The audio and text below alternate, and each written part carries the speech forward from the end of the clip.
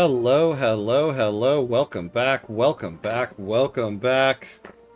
Welcome back to some more Friday Night Anno 1800. Here we go, here we go. Let's make sure everything's working here. Hello, me. Here. Hello, me. Hey, look at that. It's finally working for once on the first try. Hey, Mauricio, hello. More Anno with high chance of Victoria talk. This is definitely true, right? So far every Anno stream has kind of turned into that. Can you blame us though? Can you blame us? But we are back. We are back. Oh man. Tonight was a bit of a I don't know what you call it. I wouldn't call it like a shit show, but getting here to the stream was a bit of a rumble. Not a rumble, it wasn't a fight. I mean like a I don't know what. It's Friday night. My words are failing me. I don't know what I'm trying to say. I feel spent, I guess. All right. Here we go. Let's get it started. Let's see where we are. Unlike Victoria 3, here we go. We'll start right off the top with some Victoria 3. I can't like pause the game and look at everything and see how it's going. This one, when you're paused, you can't look at anything. Alright, let's set sail. So here we are. So we've got this island. And we've got this one. And basically we're bringing hops over there. And eventually we got to get some red pepper fertility going. Missing good. What is this? Oh, man. Wow, we had such a surplus of this.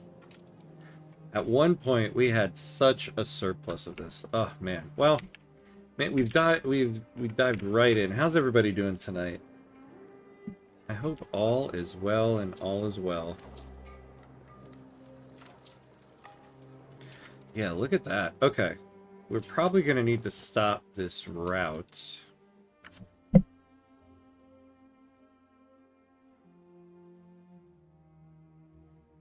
Hey, Kazoo, hello, hello. All is well, good. Hey, Joe, hello, hello. Welcome, welcome. Oh, good. All is well with everybody. I love it. We are here. Okay. What's up? It's Friday. It's Friday. I made it here. We're doing some Anno. Got my wine. That's all that's what matters most, right?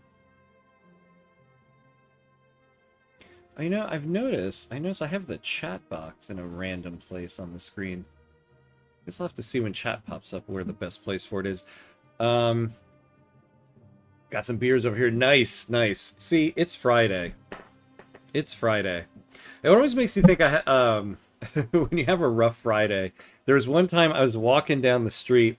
I had gotten a 6-pack of Guinness, and it was like, it was a long day. It was a long work day. I was real like kind of beat. This is like before I had kids. You know, me and my wife, I think we're still dating.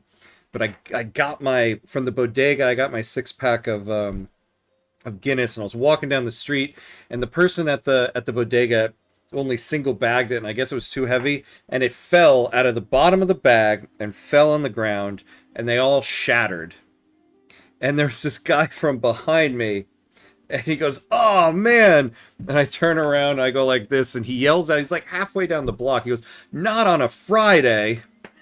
And so, ever since then, whenever I have a rough Friday, I'm always like, "Oh man, not on a Friday, of all days." Just had a game ruined in my Montenegro run because Britain's oil land rebelled during our war. And somehow I became the leader of a random. Oh no.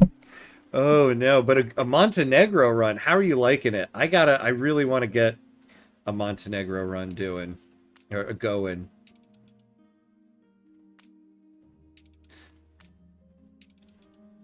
I gotta finish my Austria run and just get my Montenegro run going. But that's rough. Britain does that, huh? Britain does that. leader of a random war and got 12 infamy, pushing me to 104 out of nowhere. Oh no. Granted, I have Nigeria as your vassal from the Africa release mod. Oh wow. As Montenegro, you got a vassal. That's pretty good. I'd say it sounds like you're doing well.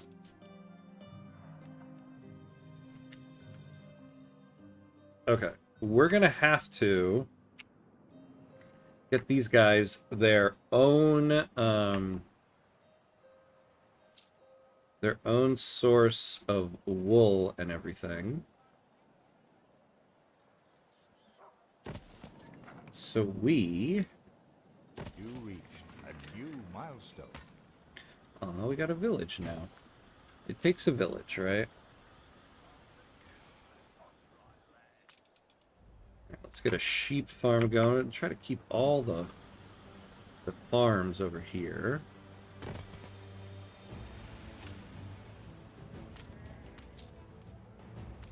You know, sometimes the music in this game like flourishes and I'm always like, what did I do? What did I do? Alright, that should cover them right there.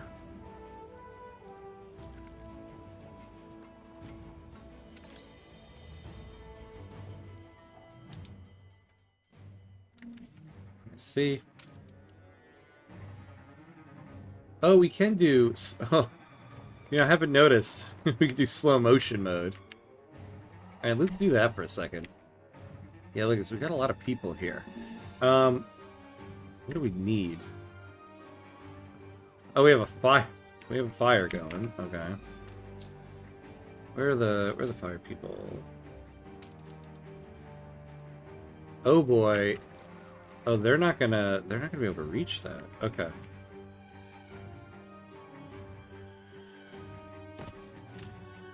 There we go. Oh my god. Okay. Scooped us out of the gutter, you did. Yeah, so we got an artisan now. Now, what can we build with these artisan guys? Windows. A sand mine. Yeah, we don't have sand. Does anybody in our world have it? Oh, we don't have trade rights to that person.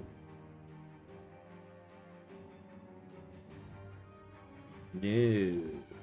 Pocket watches. We're probably gonna have to go to the new world for that. What do we gotta do to get to the new world?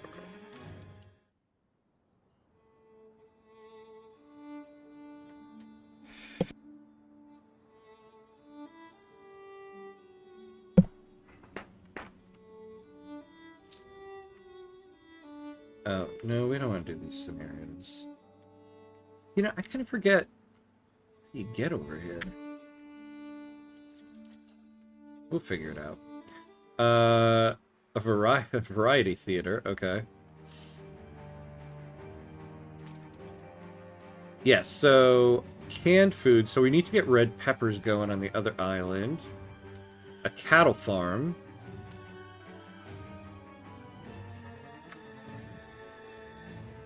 And then, why don't we just do the cattle farm over there too.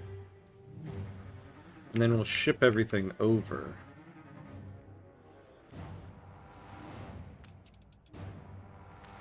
Alright, so first of all, let's get the red pepper going.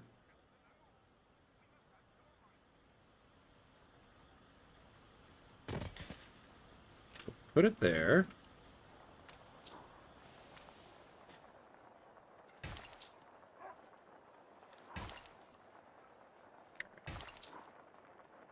Then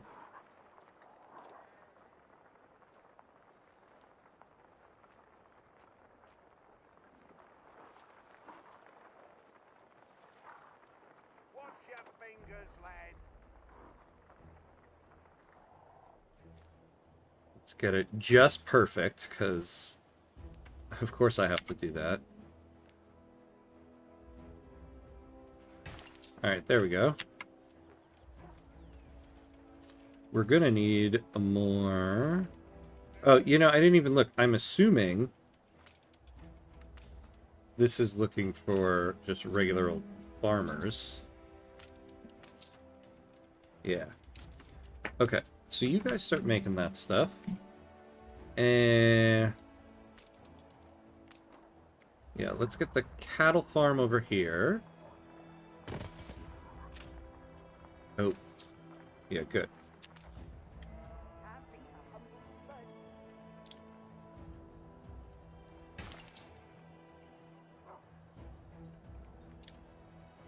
Well, this is gonna mess with my city planning. Oh, too far away. Oh. Well, I kind of messed that up, huh? Alright, let's move those houses then.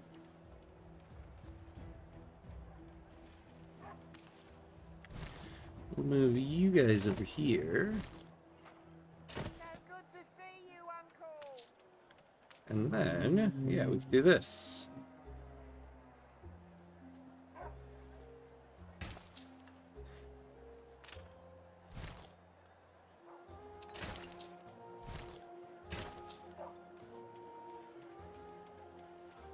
There we go. Perfection. We need an iron mine. Oh, and we need a road.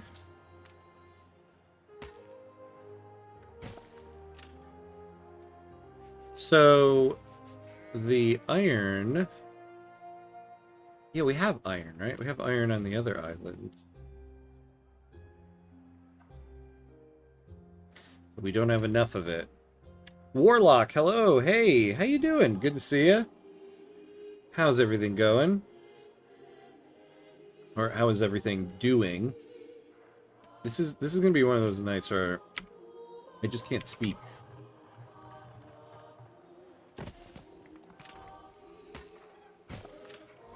Alright, let's go back over here. So what's going on with this iron mine? Stand to attention for the boss. Output storage is full. Oh, we gotta update this.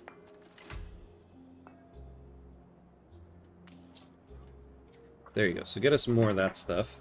Now...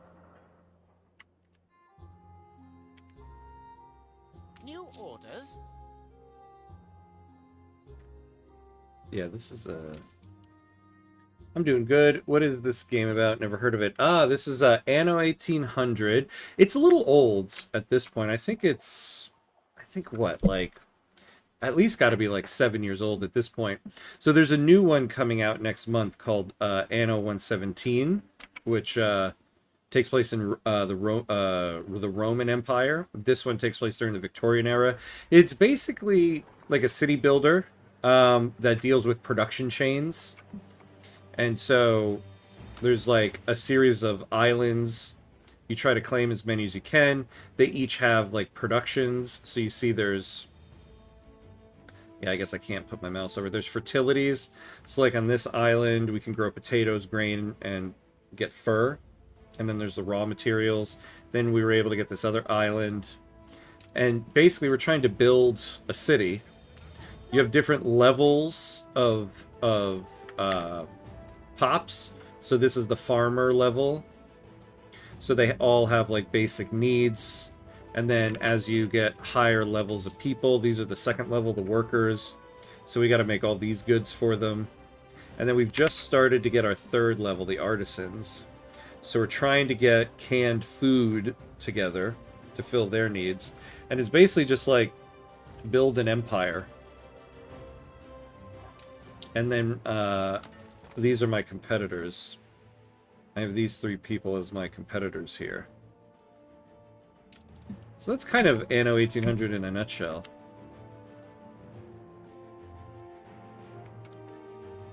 So it's like the Victorian era. So it's not like the real world. This is like fake Britain. But as you can see, it's just a series of islands. But we can get to the New World to get even more and different resources. And then there's a DLC for, like, a frozen tundra up north. But I kind of forget how we get over here. I think... Oh, no. What am I talking about? I remember what we got to do. Is it the... Yeah. So we got to do this New World expedition. So we need to get a good ship. And then we need to be able to stock the ship with what we need. So like rations, medicine, stuff. So we need rations. What would count as rations? I also don't think this ship will really make it. We need a ship that's going to have more storage spots than that. See, good. I'm glad. That sounds amazing. It's a great game. It really is. So the Anno series has a bunch of different iterations. They had one, I think that's like 1400, 14 something. They had two that are like futuristic. So the only other Anno I played was Anno 2205, I think it was. Yeah. Because they all have, for some reason, all the titles add up to the number 9. So, Anno 2205. That one was fine. I was a little underwhelmed with that one. But this is definitely the most successful one of the series. Because this one is a lot of fun. We can actually, when we get enough money, we can start buying shares in other people's companies here. To get even more money and then kind of own them. Yeah, we probably need this ship, right? This would probably be a good one. But how many storage cargo slots? So 3.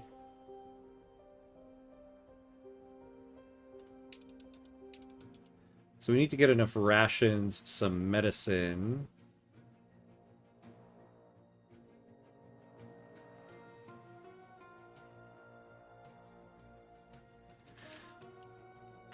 So let's build ourselves.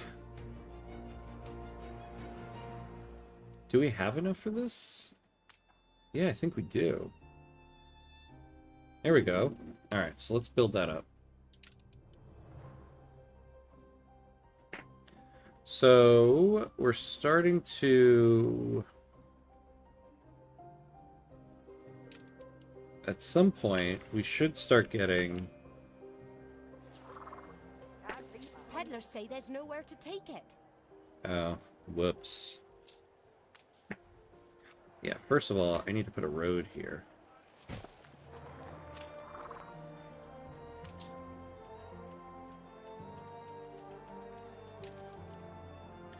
And then, I want them to start...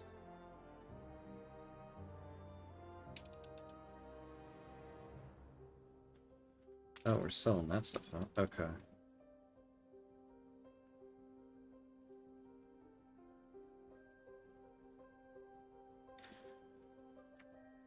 Yeah, so I also want you to load up all of this stuff and all of that stuff. Ship will wait until it's loaded all the goods for this station. So this game even has companies. How many have we got? So, so basically the companies are our competitors. So it's this guy, and this woman. And so each person like is running a company. And then you have, these are like the 2 wildcard guys. So this is a guy that runs a prison. So he's always looking for soap and potatoes. So, and you can see he's always looking for an infinite amount. So it's like a way to always kind of boost your income. And then this is the representative of the queen. And so he's always requesting an infinite amount of coal. So another way to get money. And then he offers this stuff that you can buy from them. So basically there's 3 rival companies that we have here that we're playing against. And so, and this is also kind of the sandbox mode. There's a whole like story mode It's kind of fun, kind of silly to be honest, but it is kind of fun. But yeah, you could also do that. So what we're doing here is we're setting up a trade route between our two islands to move our resources back and forth.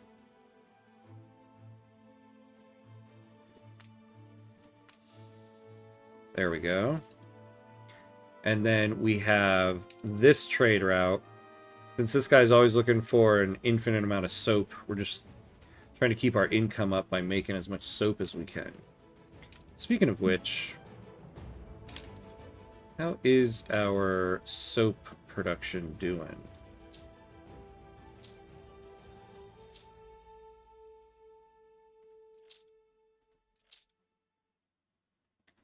Oh yeah, no, we want this island.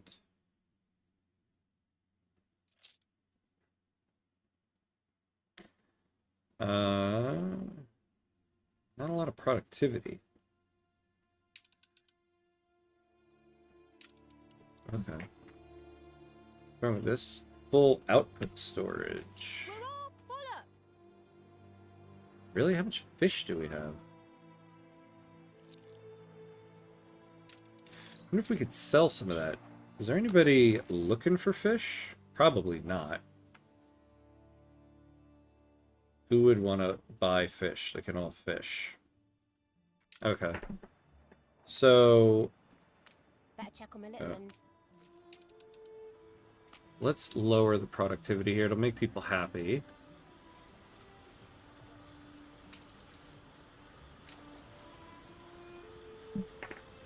Actually, we could maybe get rid of... No, we have an abundance of fish here, too. That's fine.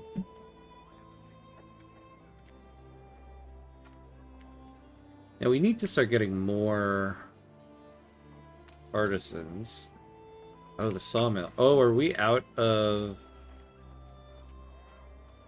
Alright, let's move this.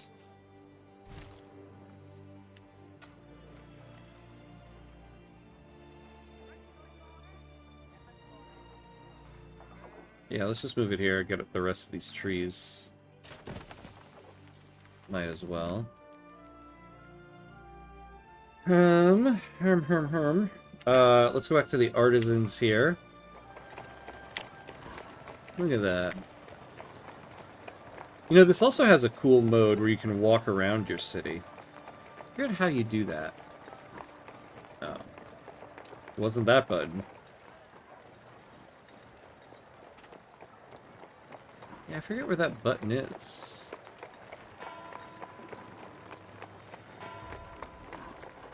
Oh well. We'll find it. Eventually. Someone once told me they didn't like my work. I threw myself in a nettle patch. Oh, so in Victoria 3 language, you guys are companies official with a colonization charter. Yeah. But instead of colonizing Africa, you guys are establishing settlements on an island. Yes, exactly. Exactly. So at the beginning of the game, everybody got one island, and the map is kind of like grayed out. And actually, there's still a lot that we have to explore. And then you go searching around, and if you build a dock on an island, you get that island. And then when we go to the new world, there's going to be a whole new map like this. And we got to basically, like, lay claim to islands. So yeah, we're basically a company, yeah, with a colonization charter. It's a great way to put it, actually.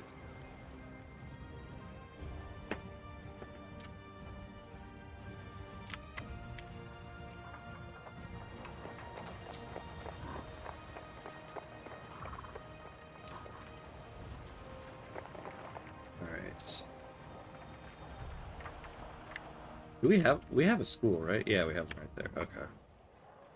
We're building everything here too. We've got a lot of bricks.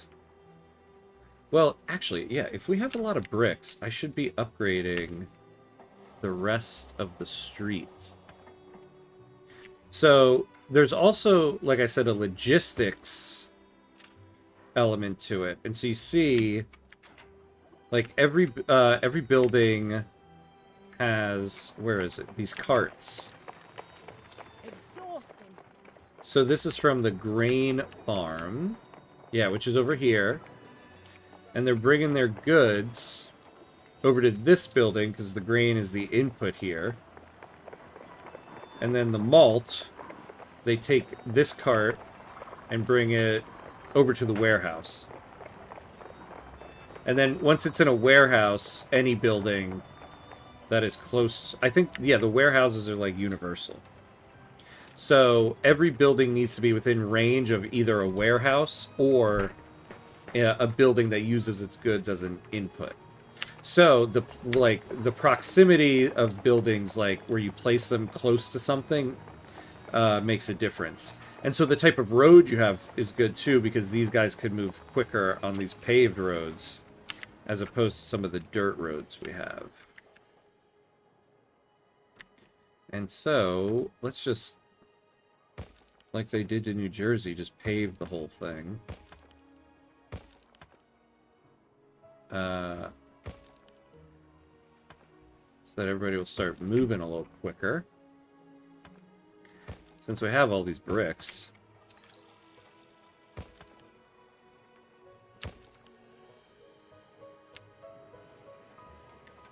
Here we go.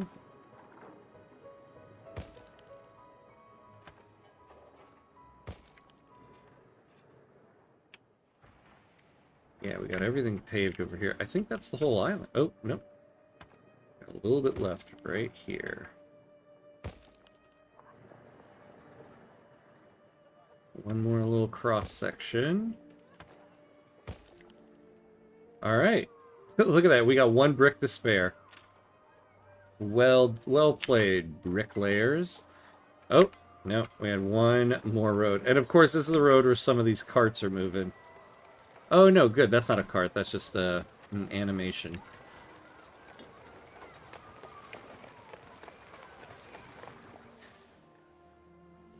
All right. Now, I wish I could see, like, rations, like, just any food.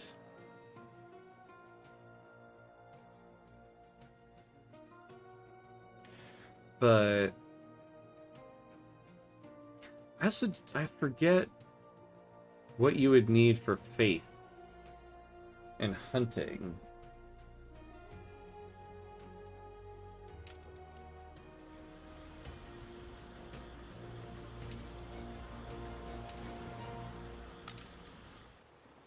And we are losing money. That's not good.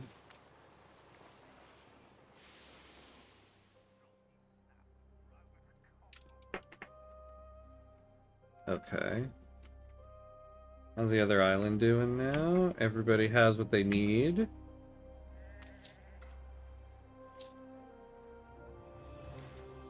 Oh, a pub. They need a pub.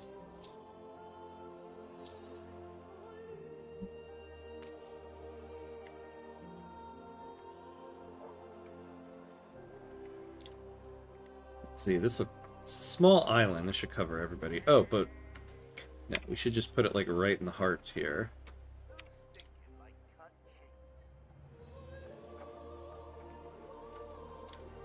Yeah, there we go. Actually, it would make sense to do it right there.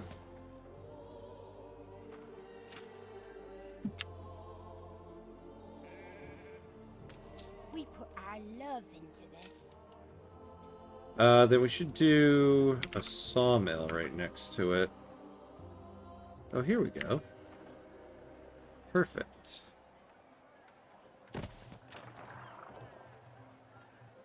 Although, I think yeah, let's move it. Keep it right next to this place. So this is a third-person city building game, so for cinematic look, it must have first-person too, right? Like, so yeah. Yeah, so that's what I was looking for before. There's a way to, like, walk around your city. Kind of like what they have in Manor Lords. Forget where the button to do it is, though.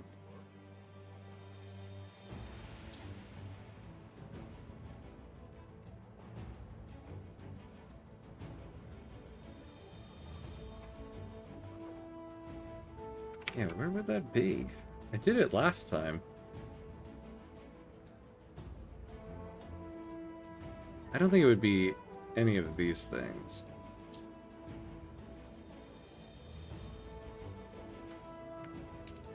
Oh yeah, here's the shares of our company. If we need money, we can sell a share.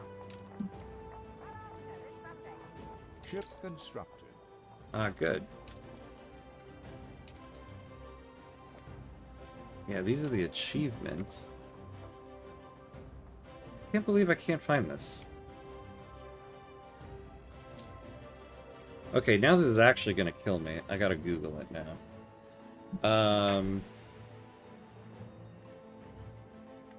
How do I walk around my city?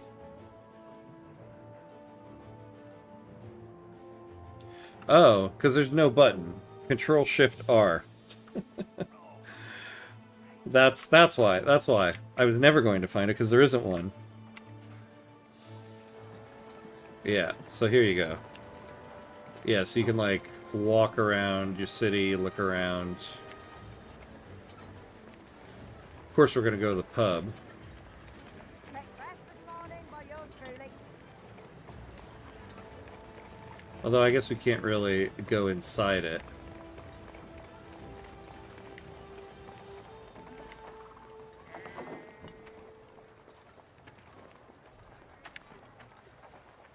Oh yeah, here's our new artisan house.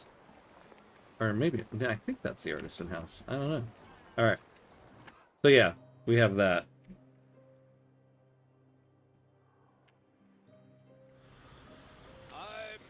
Okay, ghost. So let's go to our expedition. On course. Alright, so let's load up some food. So I don't remember what faith would be in hunting.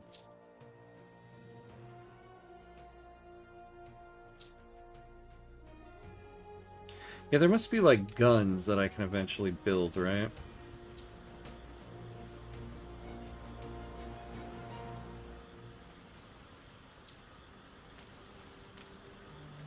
I suppose.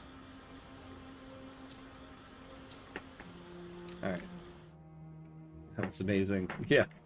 Yeah, I know. Walking around the city is kind of a cool feature. I like it. Once we really, like, build up the city more. I also like how far you can zoom into the city, actually.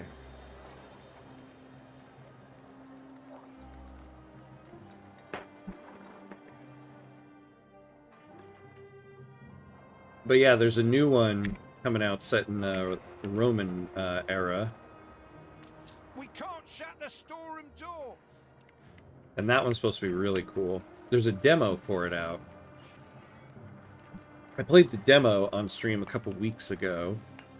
You can only play it for an hour, and then it stops.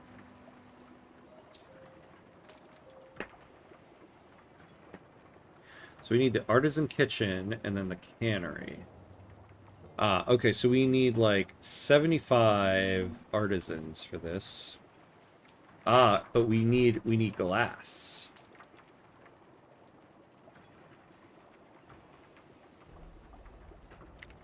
Oh.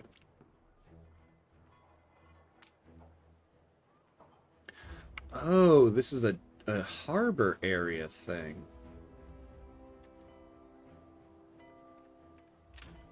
So what are we going to need? Oh, okay, good. We have the workers for it.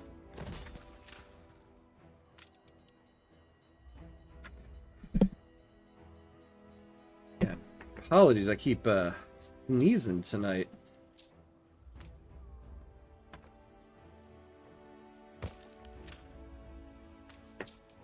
Ah, okay. So we get the sand just from the ocean. That's interesting. I know. Ceasefire has ended. Ooh, somebody was at war.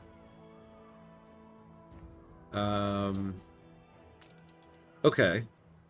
So now we can make the glass maker, and then there'll be the window maker. Oof, but we need 100 artisans. Okay. So now we need to be able to upgrade. So, like, the workers can upgrade to artisans, and the farmers can upgrade to workers. So this is the excess that we have. So we have an excess of 35 workers, so we can start... Your moral compass goes south. Fast. increasing the working hour. I didn't increase anybody's work hours. What are you talking about, dude? Oh my god, really? We need one more resident there? Oh, we're missing work clothes. We need something first. Well, what are you guys doing over here?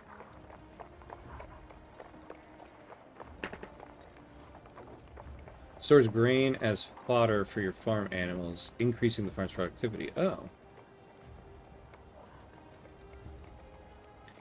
Ooh, poops. I need a place to put it.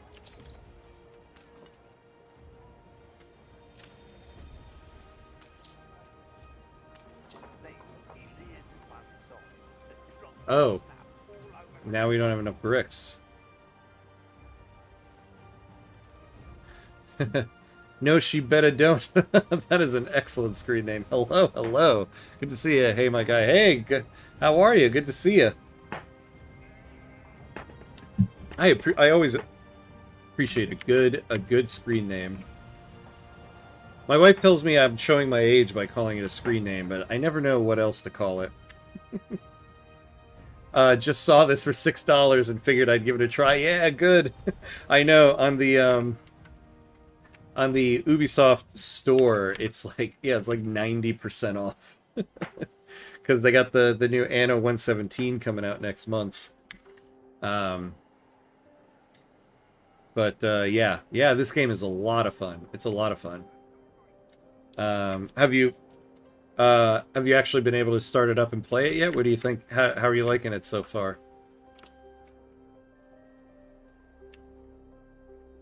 I picked it when I first started. I picked it when I first started in Discord and on Twitch, and I regret it because it's awkward now that I'm pretty active. I'm installing as we speak. Oh, nice, yeah. Yeah, when this game first released, I bought it because I really just wanted like another game like this. And I had a Mac. And it's PC only, but I was like, screw it, I boot camp, I'll put Windows on there. I put a whole Windows partition on my computer for this game. And the partition and everything worked, and then I loaded it up on the Windows end of my Mac, only to find my Mac still didn't meet the system requirements for it. So I didn't play it for a while, and then it had eventually released on PS5, and so when it was out on PS5, I was finally able to play it and just fell in love with it. Everyone in the communities I mod for just call me by my first name now. Oh, really? What is your first name? What would your first name be? New sub. Hey! Kickback Cannon. Hello, hello. Welcome, welcome. Good to see you. Good to see you. Welcome in.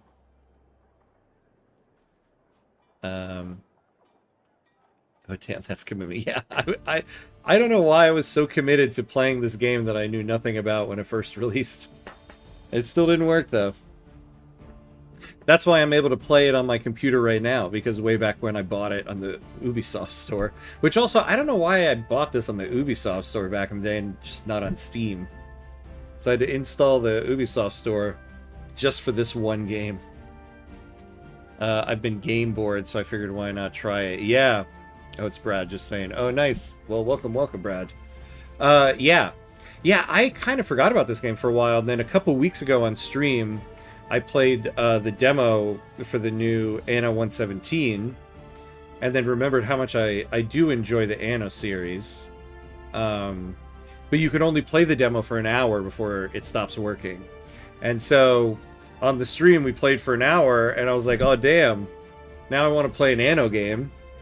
So I was like, why don't we just load up some Anno 1800, and now here we are, we're doing like a whole series of it.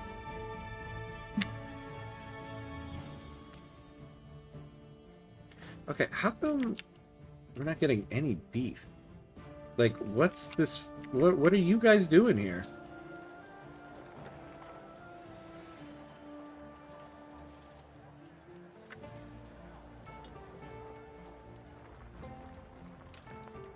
You guys like you're not outputting much, I must say. How much money it will take to buy other company shares? Yeah, I don't remember. I remember way back when when I was playing this, like, I had a good couple months where I was obsessed with this game. It was like all I played. But that was like years ago at this point. But from what I remember, it's pretty expensive. And it's only, you can only do it if they're willing to, like,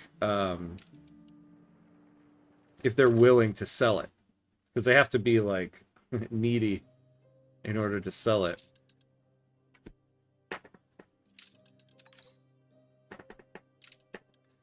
Yeah, where do I go to buy shares? She likes us. Maybe we can buy some of her shares.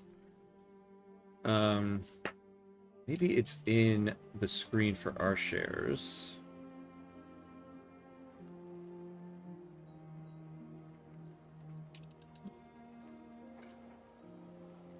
No, we don't want to sell our shares. Maybe it's just that no one is selling.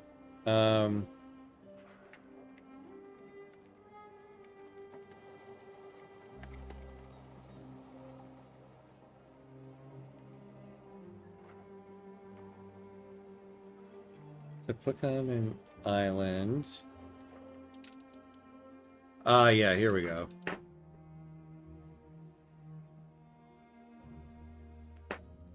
Yeah, look at that. It would cost us 57,000 coins and 10 influence. And we got 7,000 coins, so we're a little far off.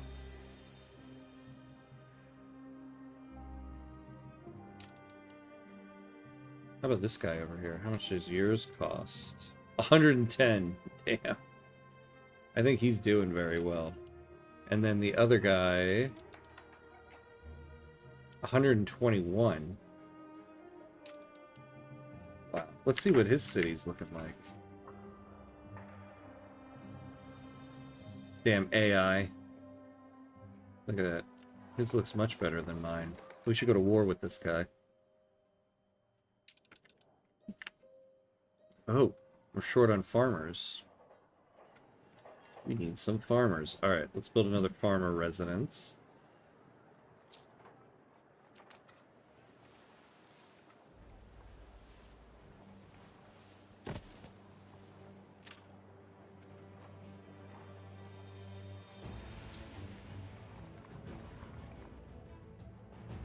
Alright.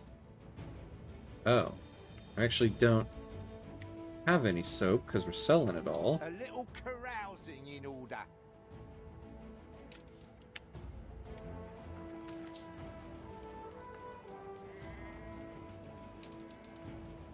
Ah, I see. Okay. Yeah, we don't need to work everybody to death here.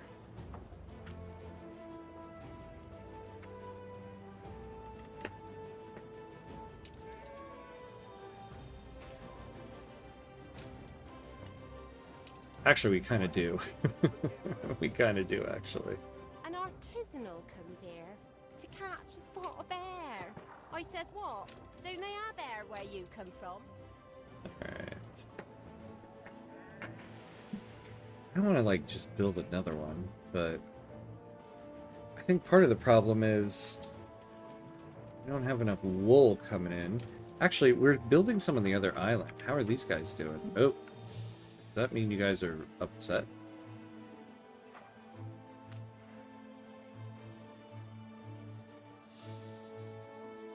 Ah, look at that. Okay. So let's take a look at our production here.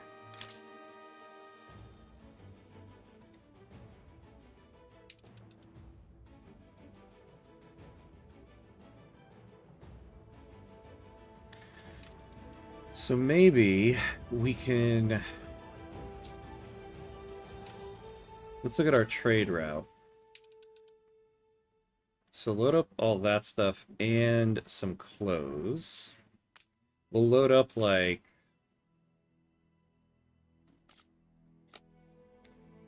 10 clothes each time.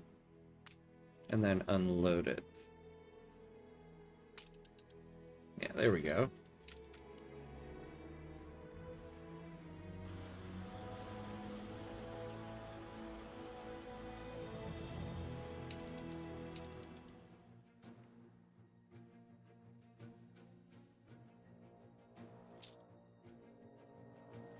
Oops. Yeah, we want that. How do we make... We need to make medicine.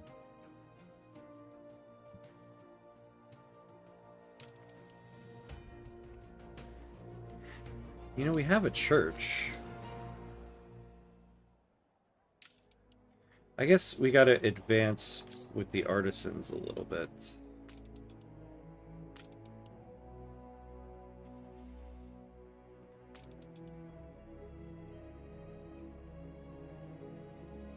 Yeah, we can upgrade all that stuff.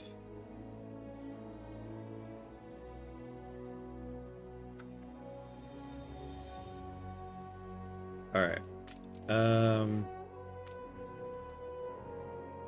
Oh yeah, that's right. So we need 100 artisans here. I feel like we're losing people.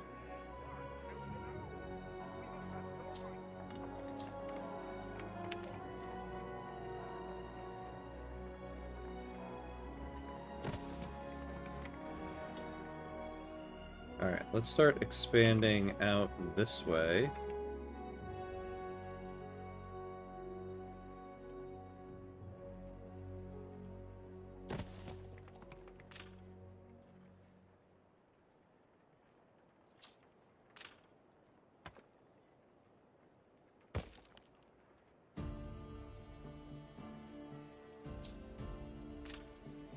Let's just keep building. We need as many people as we can get here. We're gonna have to upgrade a lot of workers.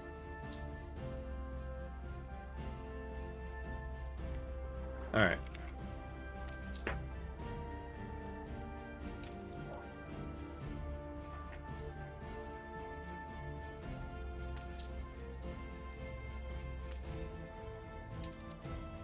Oh no, not potatoes. Where's the people making our wool? Here they are. Oh yeah. Ah, every time I remember this, I've used up all the bricks.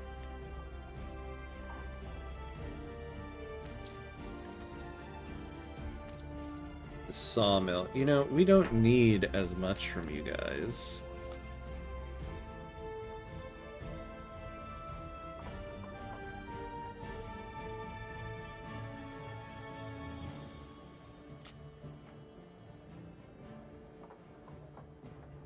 I don't understand why are they so upset?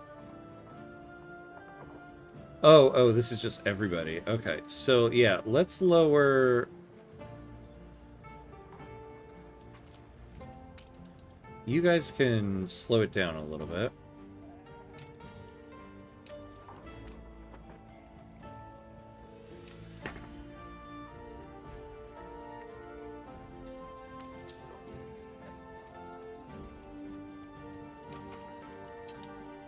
Oh yeah, we can go back to... I forgot, we were on slow speed there. Alright, let's go back to regular speed. So basically what we need to do right now is... We need to get the supply of clothes to our workers all the way up to make them happy so that we can upgrade them to artisans. Because we need to get 100 artisans in order to employ the glassmaker. Although we we don't even have the money to build it. Oops.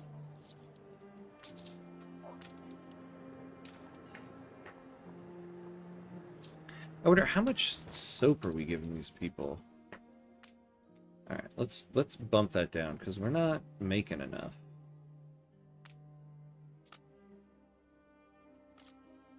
Is there anything else this guy wants? Yeah, he always wants potatoes. How are we on potatoes? Oh, we have a lot. We should sell him potatoes. Oh yeah, you also have this newspaper. So this is the effects that the articles will have. So this will give us some extra happiness. This will give us not so much happiness. We can edit the newspaper, tell them to print other stuff, but if you do it too much, people get pissed with you. But let's not do an article that are going to make people sad. But you can't just... I mean, you can't leave it unedited, of course.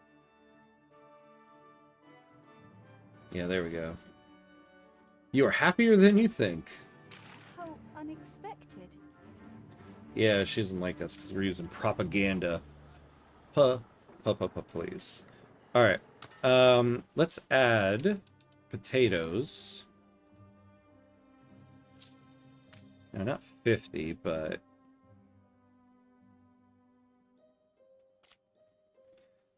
let's start with 20. Get us maybe a little bit more income.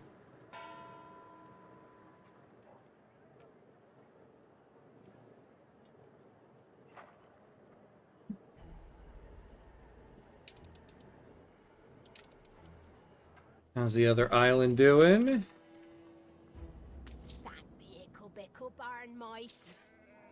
Everybody's happy here.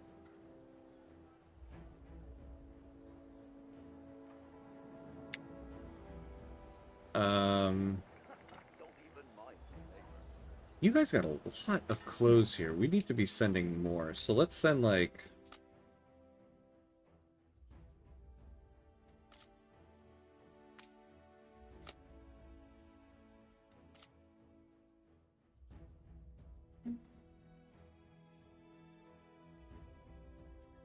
oh, the storage is full.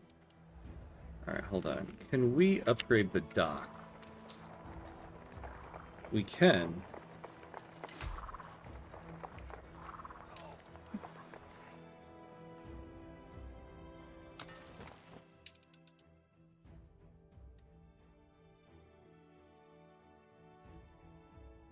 I mean, that should cover everything there. Alright, we're at an hour, so we're going to take a quick break because we're going to get hit by an ad. I don't want anybody to miss anything during the ad break. So we're going to pause real quick, 90 seconds, and then get a drink, go to the bathroom, and then we'll be right back. Oh, look at that, right as we're about to go, we get hit by the Twitch bot. Goodbye, Twitch bot. Alright, so be back in 90 seconds.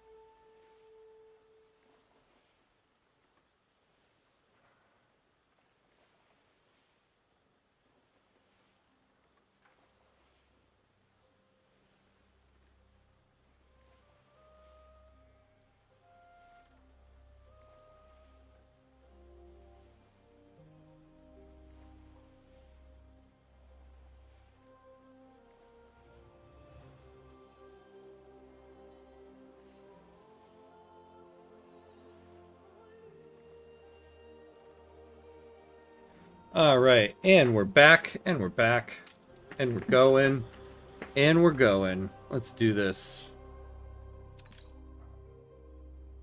Okay. Let's get our stuff together here, figure out what we're doing with our lives.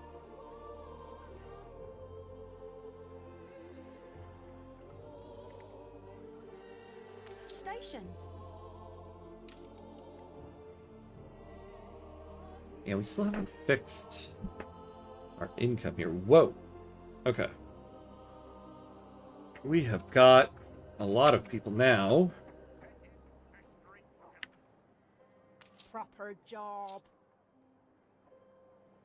Oh, come on. We've got all of these farmers. But yeah, we still don't have enough clothes.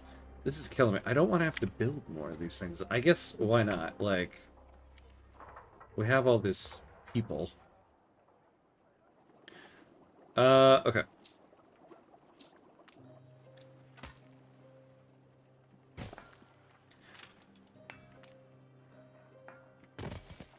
So we'll build another one of this.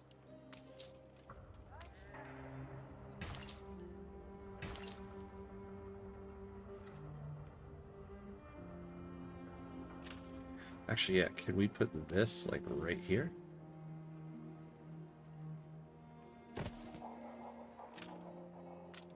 Nice day for it.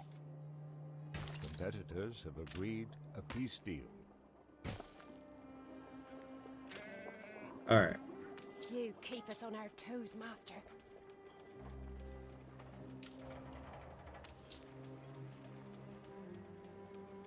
I had a job unpicking old rope once.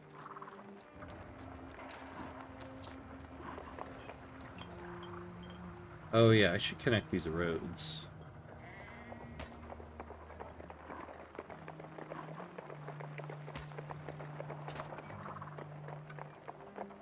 Construction materials, what are you talking about?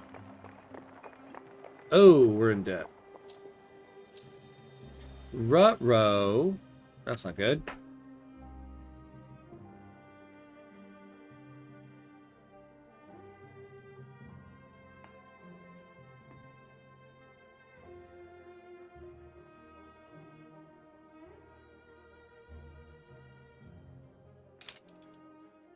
All right, let's figure out our budget here. Why is everything going so poorly?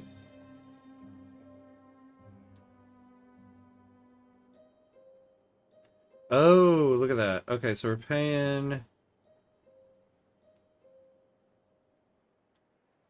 150 for those warships. We're gonna need that though. I want somebody to come knocking at our door. We're paying a lot in maintenance.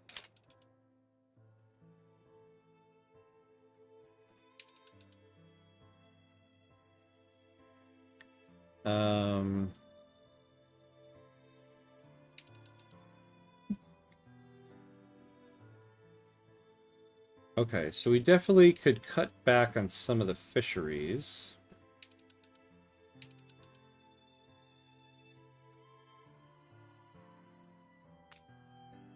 So the most expensive ones here, all of the framework knitters. You know, we should start buying some of this.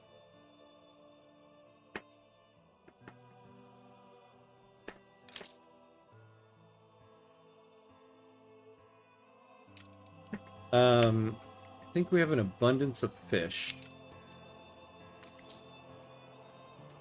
So let's demolish.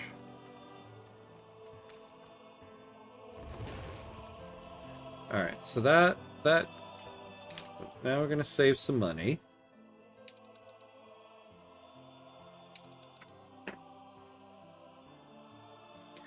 Framework knitters. Okay, is anybody selling clothes? You're not.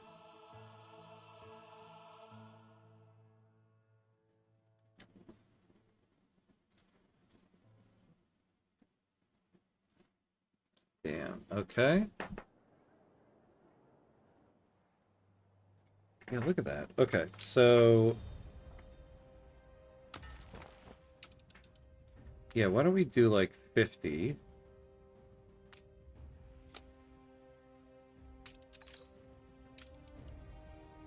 And then over here, we can't really afford it, so let's demolish it.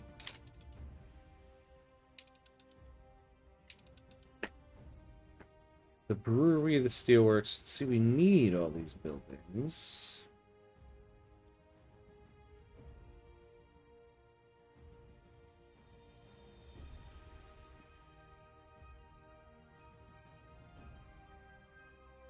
Yeah, the rest of these we're not paying a lot for.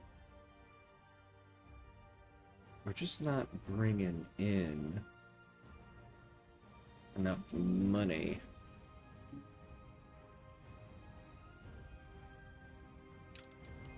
Okay, well, let's see. We have a ton of workers. We can start working more...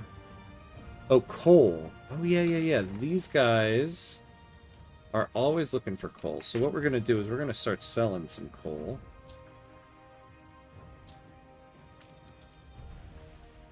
Oh, but we have... Yeah, we haven't unlocked the ability to mine it yet. That sucks.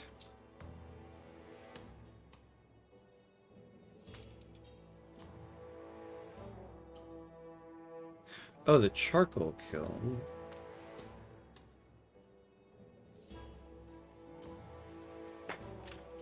But see, we have coal deposits.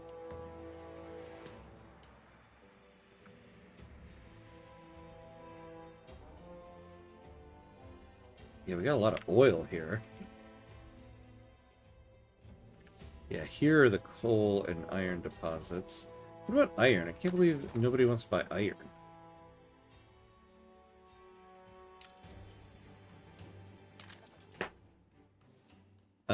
How do we increase... Maybe we could do something for you. What did I tell you? I don't have anything.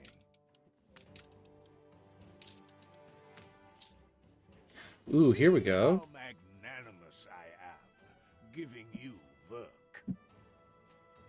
Here, buddy. Don't keep me waiting. Alright, what do we gotta do for this jerk?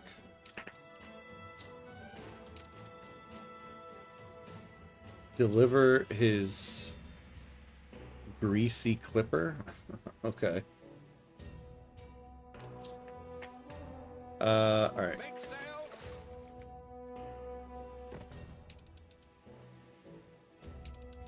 So you go over there.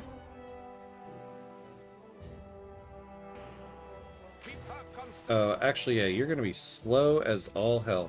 Why don't we take... Can we do it with our gunboat? We'll tack there in no time. This guy will be quick. Get us some money. Get us out of debt. We will... I guess we could try to build more charcoal kilns and then sell the coal.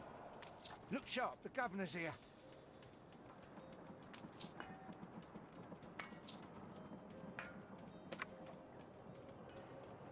So this one takes workers. Oh, just 10 workers.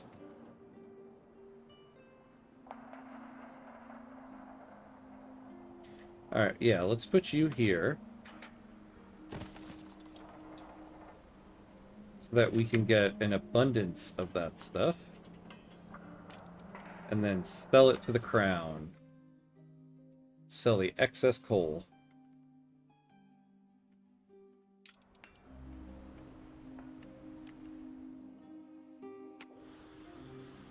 Flagship ready for orders. Wait, what? Is this guy still taking... Oh, hold on.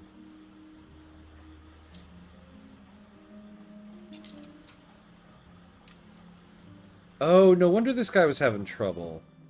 We were just holding some stuff there. Okay. Man, we got a lot of timber. Okay.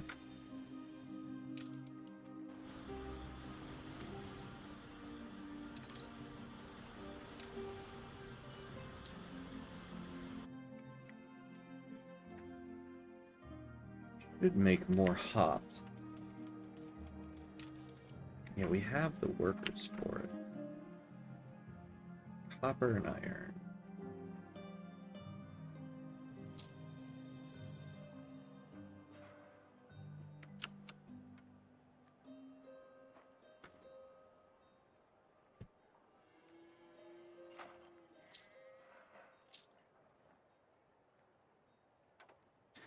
Come on, where's the hops? There it is. Let's build another hops farm.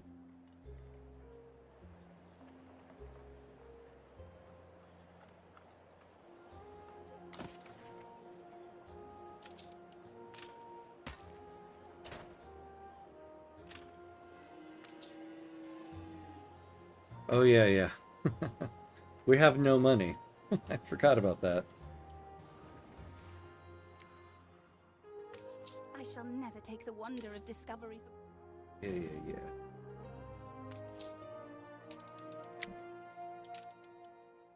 yeah. Where's this one going again? Like down here. Why not share some of my daily hell with you?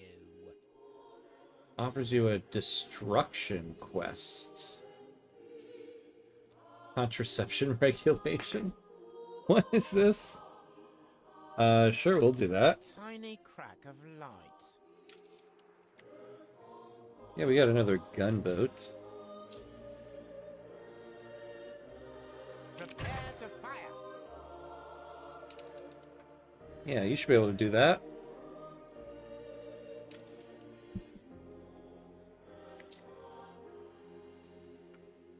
We need more workers. We still don't have enough work clothes. I'm sorry, you guys, but I need more.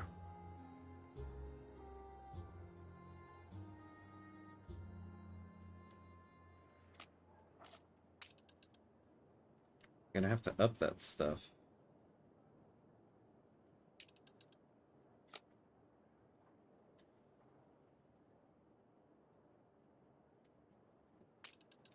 So we can bring that down.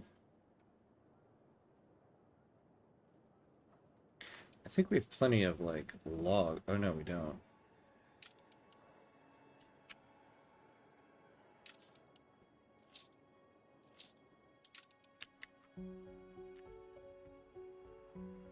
How long until my ships get there?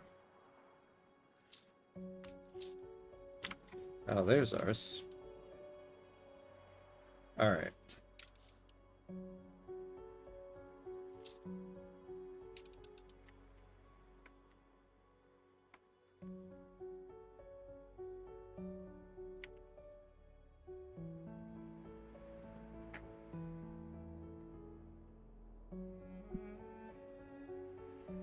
Yeah, I mean, the artisans will pay more taxes. What a happy vision of yours.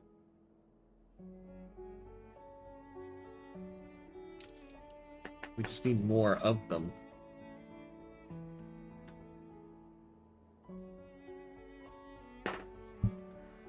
And we certainly have a lot of farmers here.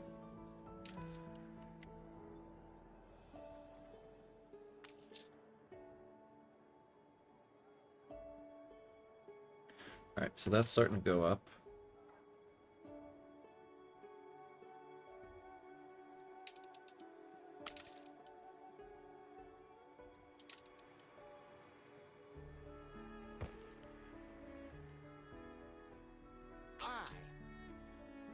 Here's my ship. What about the other one? When you reach in your destination?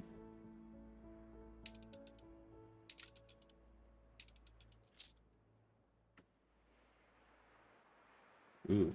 Alright, it's gonna be some time before you get there. Alright, so let's see what happens here.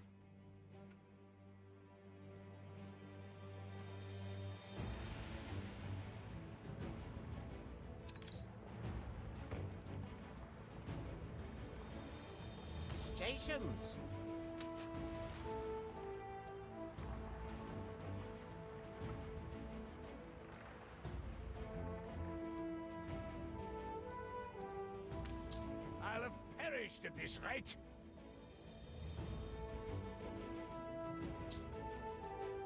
Okay, wait. What's the quest details? Carl wants you to deliver some quartz sand. Oh. Let he make his workers' gruel go further. Ideally, he hopes it'll make it seem so unappetizing that his workers will forego eating entirely. Oh, we need to deliver like 9 tons of quartz sand to him.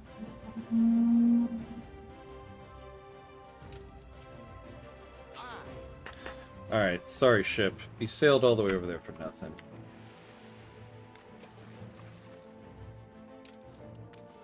If I must be a good citizen, so must you. on us. Alright, so how much sand do we have?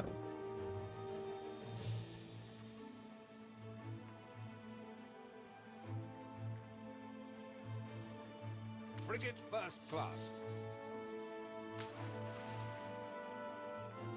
Yeah, so we can send the frigate.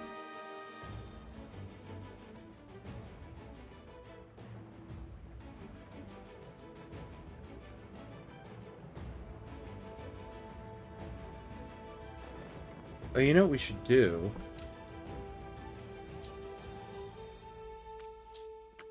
Send, It's plotted. this guy over here. Send both of the gunships over there. And then, let's load up some sand.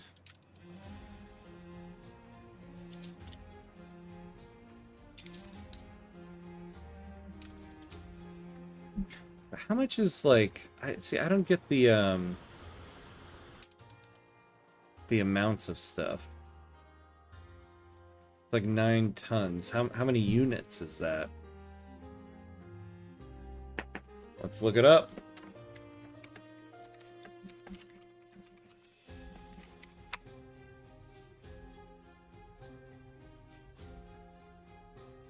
A ton is a single unit. Oh, I see.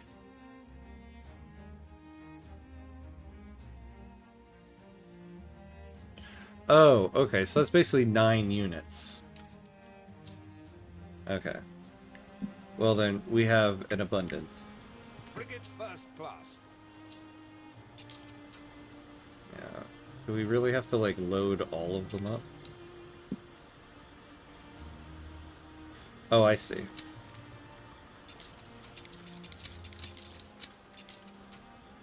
There we go. Alright. Coordinates plotted.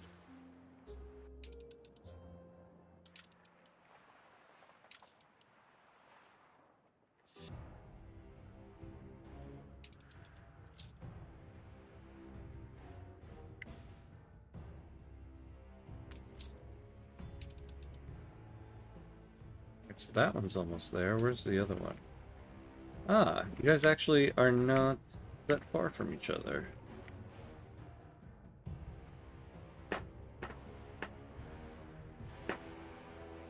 Yeah, hey.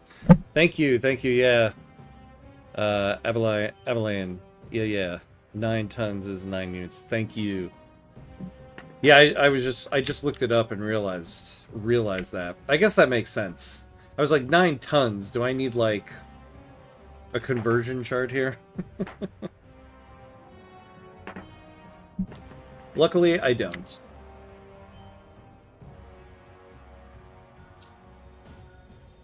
Wait, not that one. We gotta go find this thing.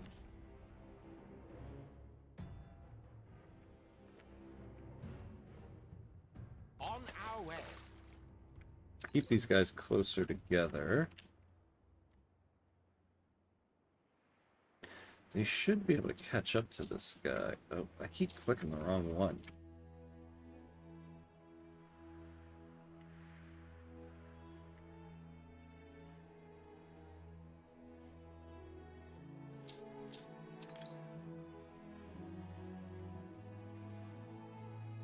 Sails.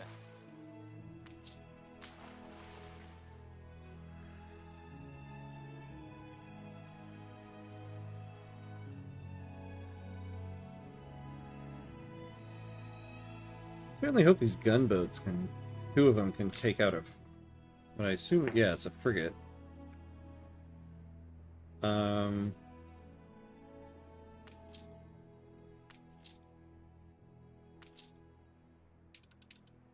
Is this guy almost there? No, he's gonna move slow as all hell.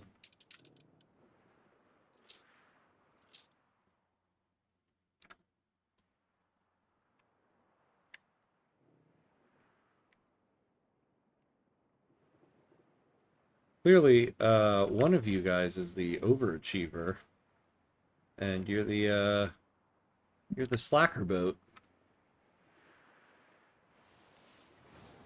Oh, look at that. That's pretty cool.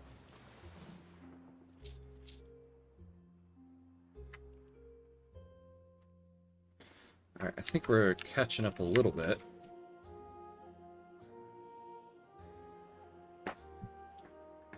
Problem is, we really need the money from this, so we're gonna do it. Steersman!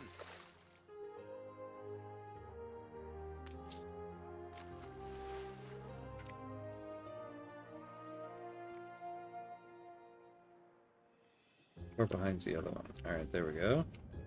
Oh, there's an unsettled island? Oh, interesting.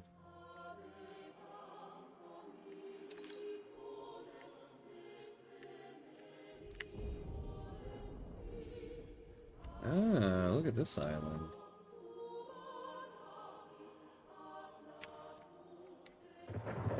Ah, there it is. New orders? Ship under attack.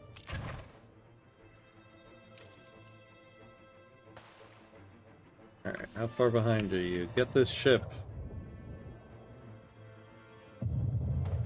Falcon ready.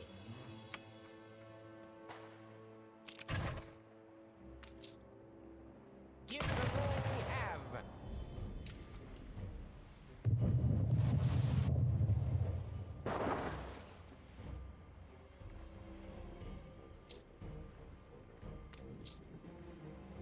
Maybe I should have sent the other frigate.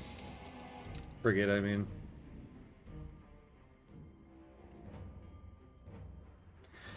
You know, you're not that far from it. Oh, no, I don't want to look at your thing. I want to go over here.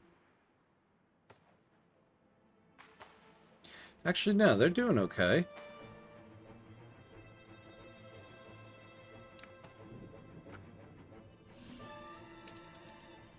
Yeah, look at that. You're not that far. Yeah, just swing over here. Broadside!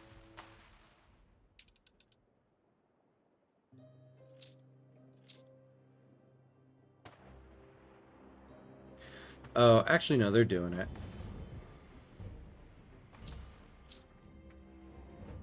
Halliard, sheets, and braces! Alright, sorry guys. Turn back around. Hey, Maximilian, hello. It's all fun and games until the frigate turns about and broadsides you. Yeah, that's basically what it almost did right there. I made it do like a whole circle turn right in the water there. Alright, this guy's toast here. I should get my Monet from this guy.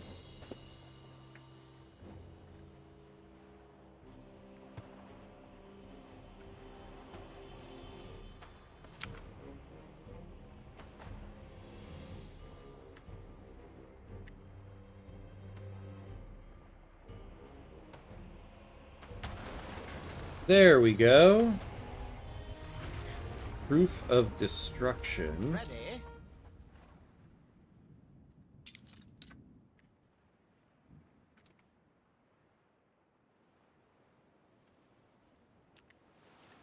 Okay, go pick it up. You just come on back.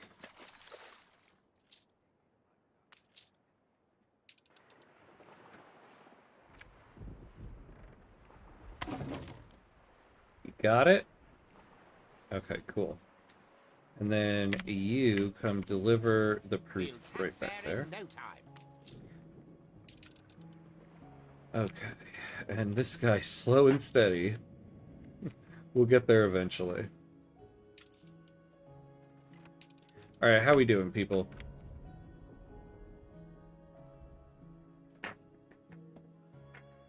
It'd be nice if we could get more trading rights. Unfortunately, our only trade partner, first of all, isn't looking for anything.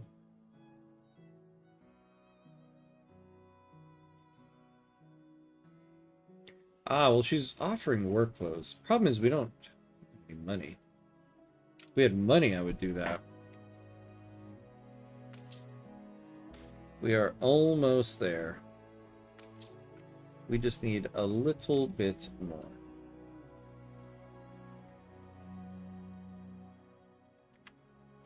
Oh my god, look at that. Yeah, A these competitor guys. raised a settlement.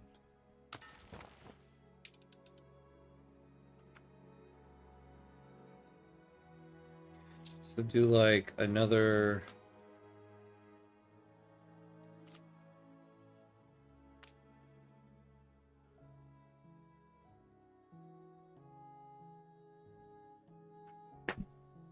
Oh, yeah.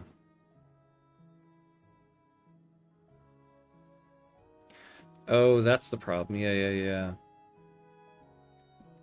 This ship doesn't have enough slots. Can we make another trade ship? I wonder if we have the resources for it.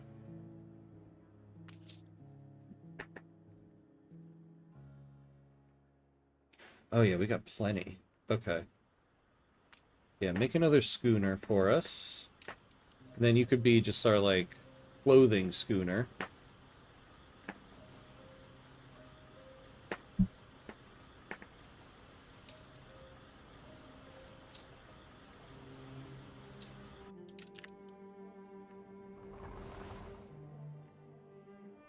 Stations! God, this ship is slow. That can't be the ship that we would take to the New World.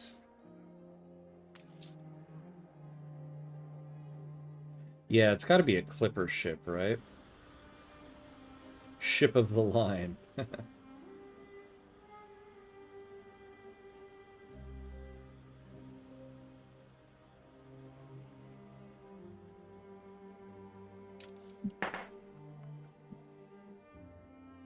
Let's look it up. What's the best ship to take? What's the best ship to take to the New World? Ma'am and I are much obliged. Wait, there's a ship in the game called the World Class Reefer. I just meant the class of ship.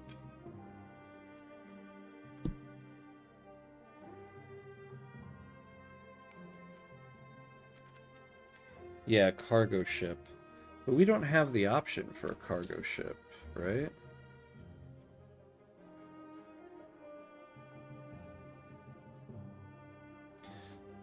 When can I build a cargo ship?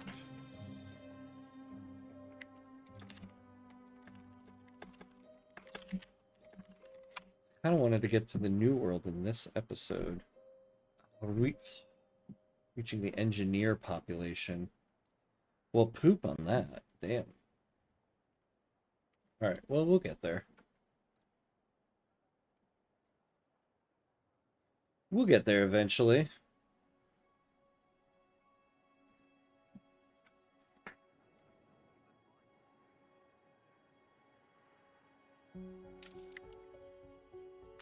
Speaking of getting there eventually, are you almost... Oh my god, we're about to make it.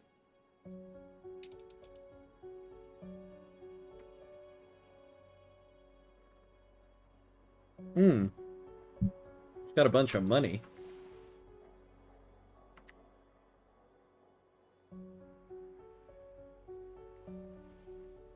She's small, but she's keen.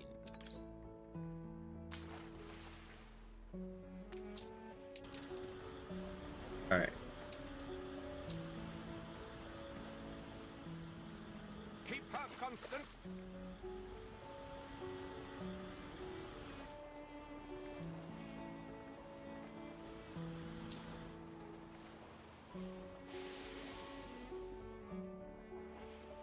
How do I deliver this?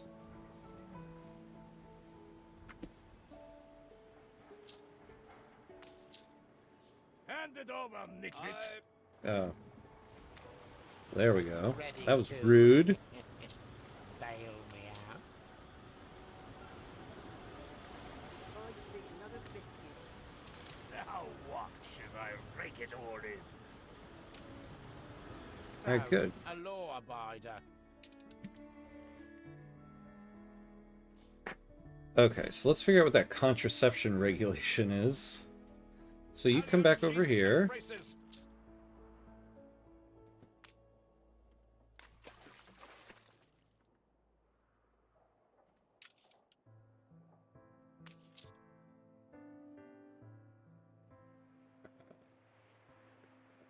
Take a look at our inventory here.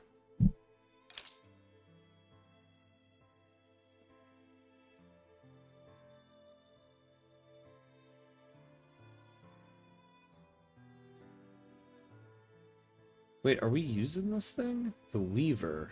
We'll look at that.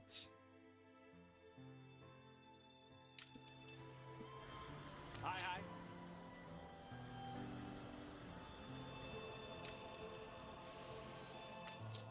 Oh, here it is. Alright, affects all Old World and New World residences, except Scholar residents. -3 happiness. Oh, but bonus residents. Residents gain bonus residents from fish, bread, canned food, university coffee, light bulbs, champagne, steam carriages, chocolate, fried plantains, and mezcal.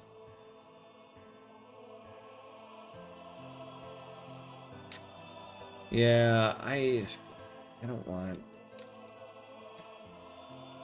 want less happiness though. Well, all right, fine, whatever. Let's store it.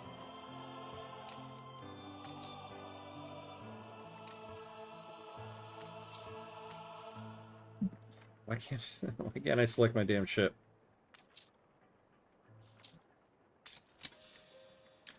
All right, there we go. Stations.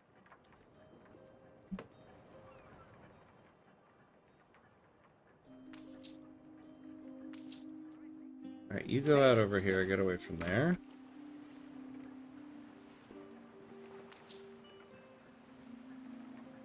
And this is gonna take forever to build, apparently.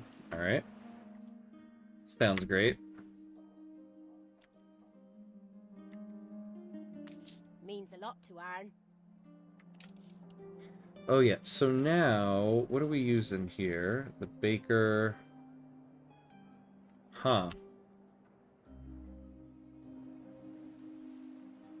So what do we need to build another trade union?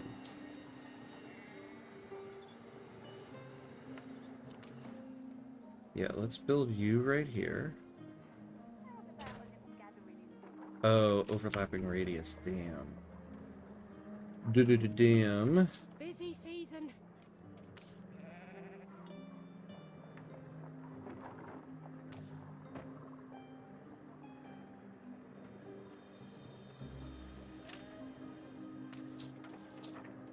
Okay. Affects all crops.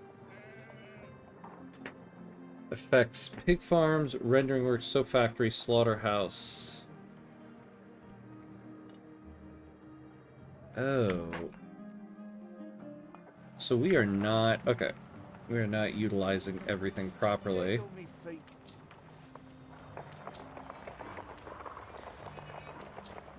Yeah, the rendering works, the soap factory. I lack the requisite materials. So we should build another trade union. The slurry pit. So we want pig farms. I think we have pig farms over here. Alright, so we should move. This is what we're going to do. Is the boat running faster than usual? We're going to move our pig farms over here. First of all, the pig farms, yeah, are... I don't know why I built them all the way over here. They're traveling a long distance, so...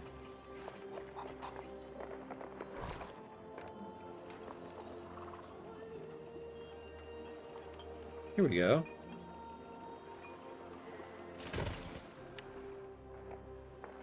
You move over there.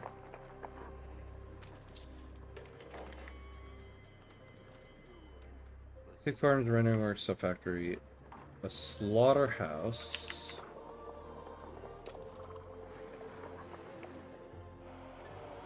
Where did I put the slaughterhouse?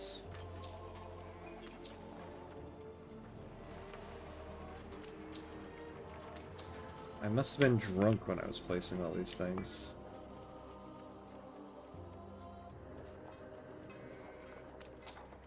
Slaughterhouse, there we are. Move that.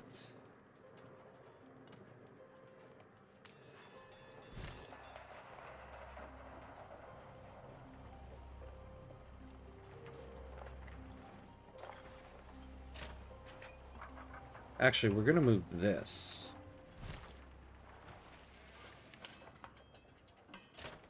Because...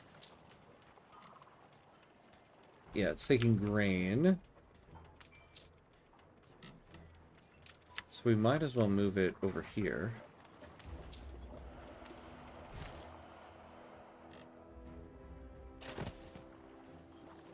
Now, let's build ourselves another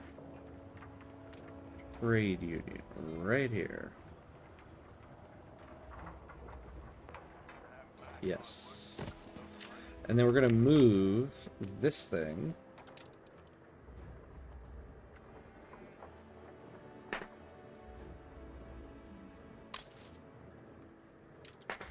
Excellent. And now you will get...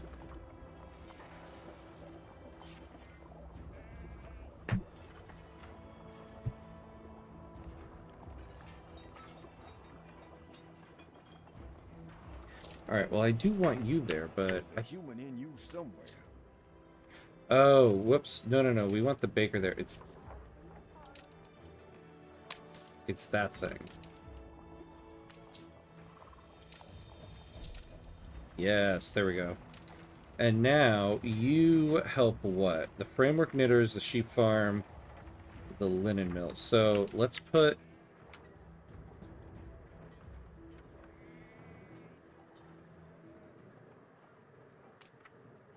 both of these guys within range here.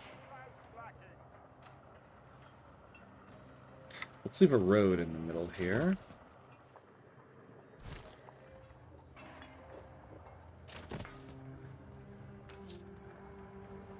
And then we're going to move the sheep farms.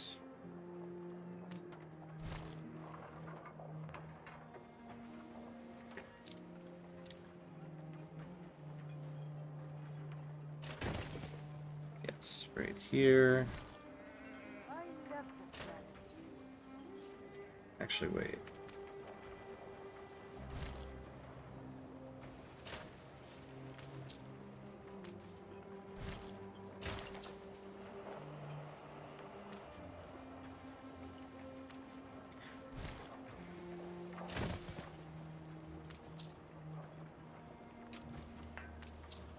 Oh, yeah, okay.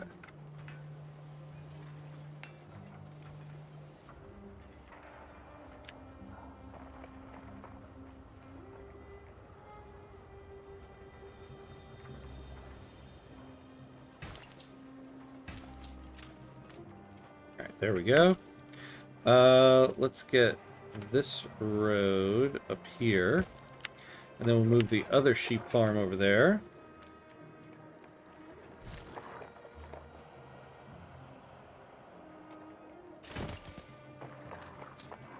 Excellent. Oh, and we even got this thing I forgot about right over here. What's this? Oh, another sheep farm. Perfect. So we get extra productivity. And that's how you do that. Now the other one we have here is a welder. So the weapons factory, heavy weapons factory, and all arms producing. So where's our weapons factory? Because now we have some room right here. It's a surprise inspection. Yeah, I forget where we put that. Oh, I think I put it at weapons factory. Here we are.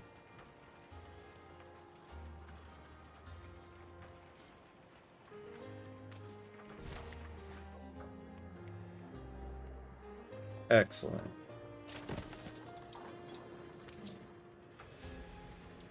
And the welder can go right in there. It's probably not good to put this, yeah, attractiveness -5. But whatever. I'll boost to that.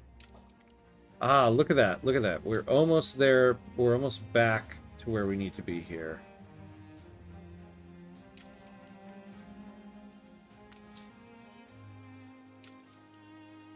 Alright, how's our other island doing? No space left here. Oh.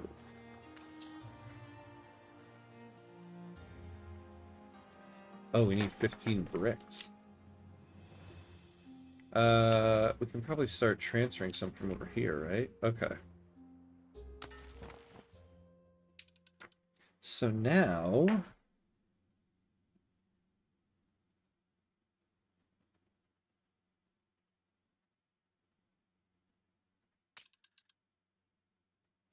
Yeah, there we go. So when this is done... Although, wait, no. Yeah, because you're only unloading here. So you load up, when you get here, you load up like 10 bricks. Let's add another...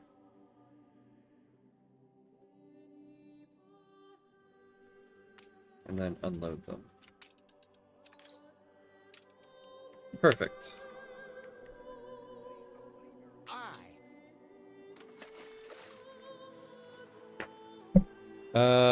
Let's see. You can press Control Q to see if you are making enough clothes for the island's demand. Oh! Thank you, thank you. Control Q. Oh, yeah, for the statistics. Yes. I didn't realize a Control Q got me directly to the screen. That is nice, thank you. Yeah, we are not making enough. My problem, though, is trying to keep the... So my problem here is trying to meet the demand, but the maintenance costs here, I'm trying to cut the maintenance costs down while getting the production up. Workforce shortage. So I want to upgrade some of these guys here. I guess I just need to bite the bullet and build another one, right? I'm already working these guys extra hard. Alright, let's just do it.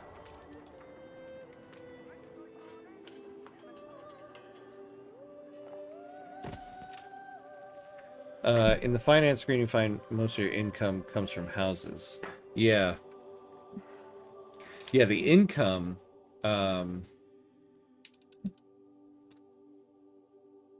So I guess I could build more houses, right? I was trying to see if I could cut down on my costs here. And my most expensive stuff is I have like 4 framework knitters. Oh yeah, I forgot actually. So I could... Oh, no, she was offering to sell some clothes at one point.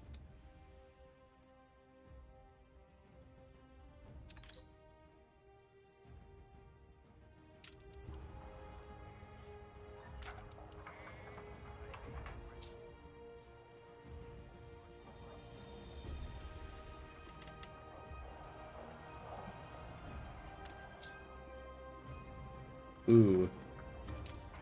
Now we're low on fish. That's mainly because I...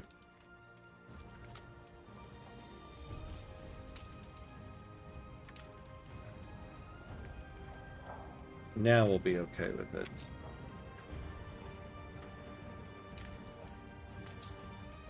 You know what? Let's just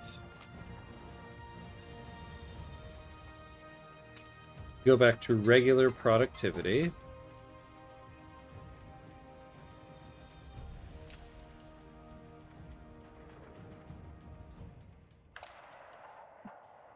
Oh yeah, how are we on coal? I wanted to start selling that. Yeah, there we go. You know what we could do? We can probably add another route to this guy. Yeah, because he's right there. So pick up stuff there.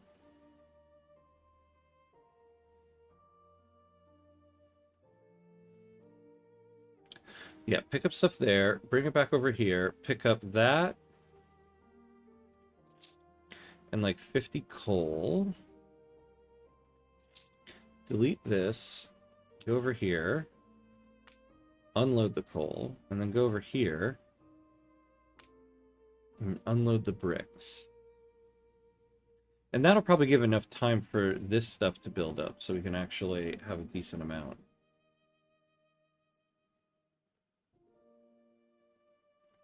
You mean they don't possess enough slots? You're going to pick up 3. Yeah, they have 3 slots.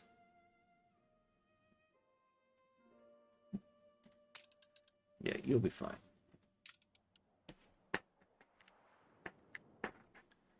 Right. So where is that ship?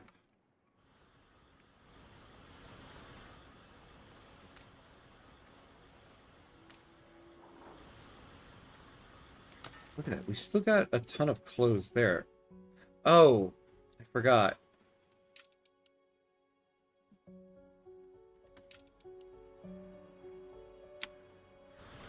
Oh, yeah, wait. No, I forgot. That's why I'm building this other ship.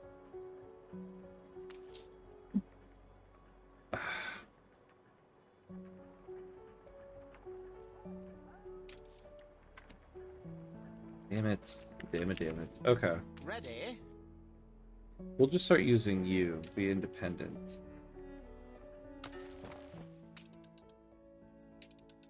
Oh, I forgot, you know, I could do a chartered route.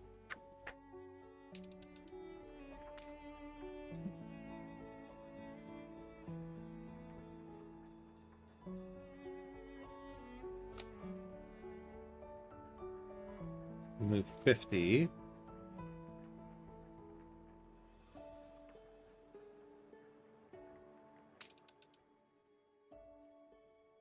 Alright, yeah. It'll cost me 50, but I think it'll be okay. We'll see how it works.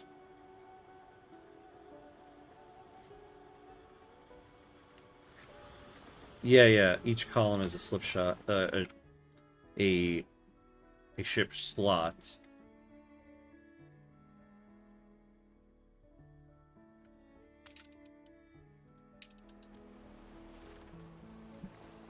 But I think we'll do the chartered route until I can get this next ship built. I suppose I could just use...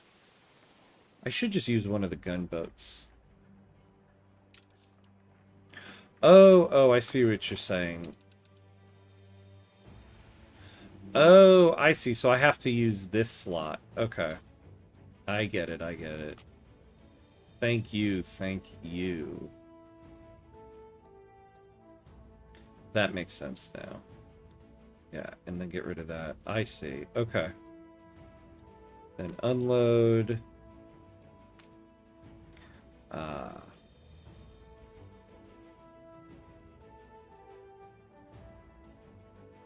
Perfect. How about a cup of coffee? You've been playing for 2 hours. Also, okay, we're gonna... Yeah, we're trying to save money, so... I don't need to use the chartered ship. For now, we'll just use one of the gunboats.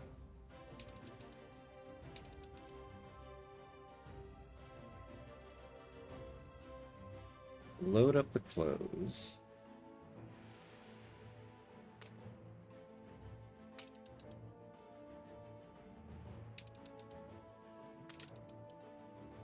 Save us a little bit of money for now. Then, once we, ooh, although we are pretty good on the clothes now.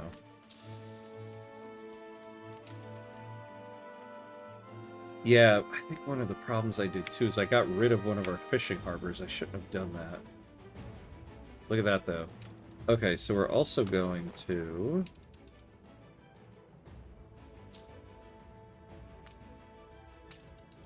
transfer the fish.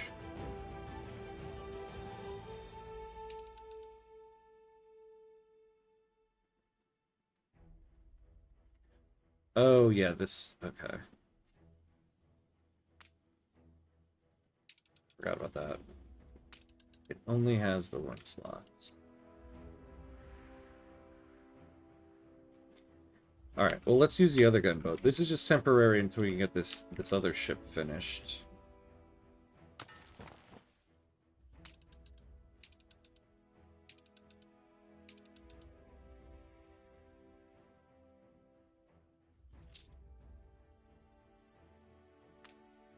We are on a shoestring budget here.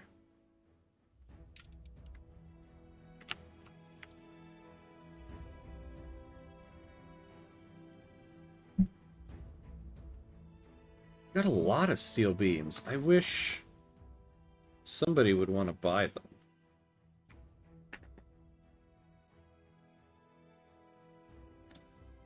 Oh, she wants some quartz sand.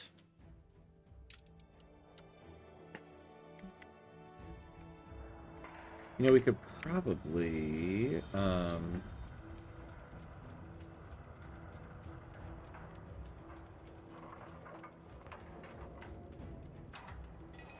If it's a lockout, we've a right to know. yeah, let's turn you off for a little bit.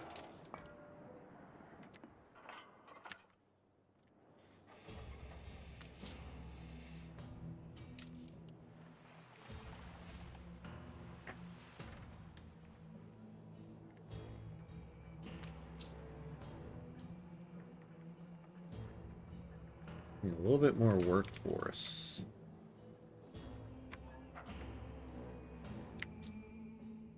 Well, once we get the, Ready?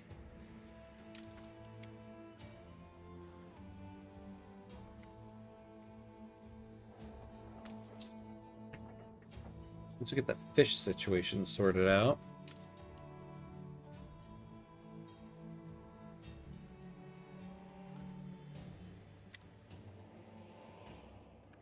Oh, you know, we haven't saved in a little bit.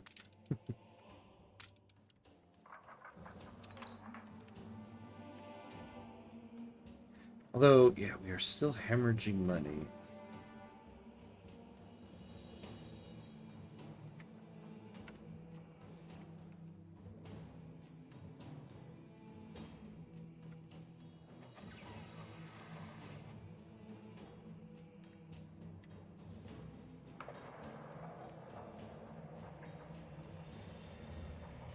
We are selling the coal, right? Yeah.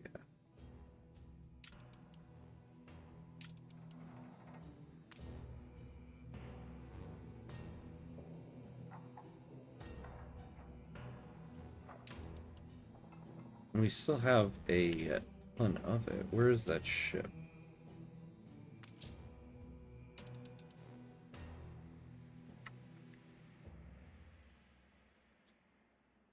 Yeah, we're kind of backed up in the port Stations. here.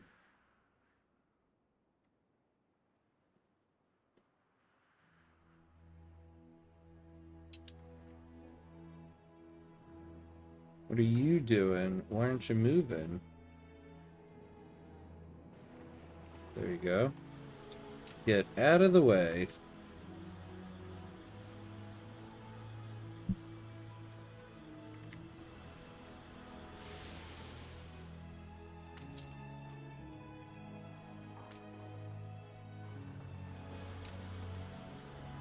Let's turn down the productivity here.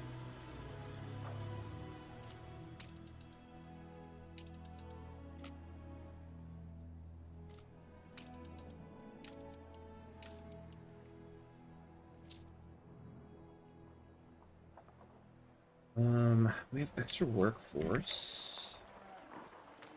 Oh yeah, that's right. We did want to build more Ship hops. constructed.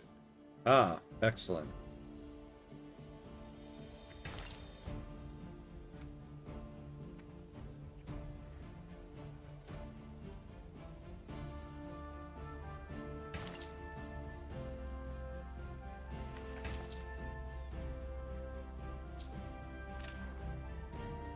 Alright. Now let's get our gunboats to stop being... You can rely on us. Alright, here we go. Alright, so let's cancel this route.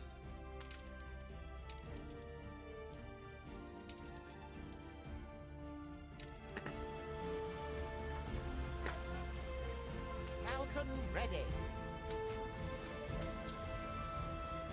That's the schooner, that's the gunboat. Where's the other gunboat?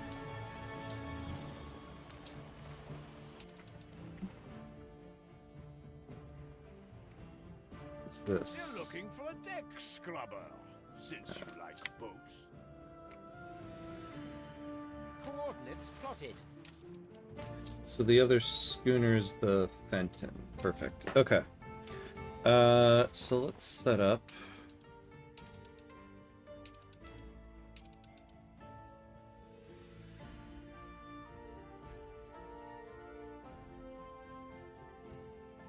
Yeah, so load up.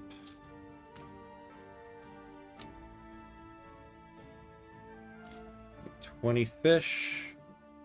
And we'll say like 20 clothes. Then you go over here and unload them. And for now, we'll just do that.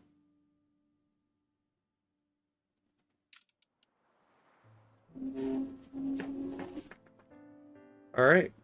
Oh, all right. We're at the 2-hour mark. We're going to take a quick 90-second break. So that we don't get, because we're about to get hit by an ad. So that make sure nobody misses anything. So, 90 seconds, and we'll be right back.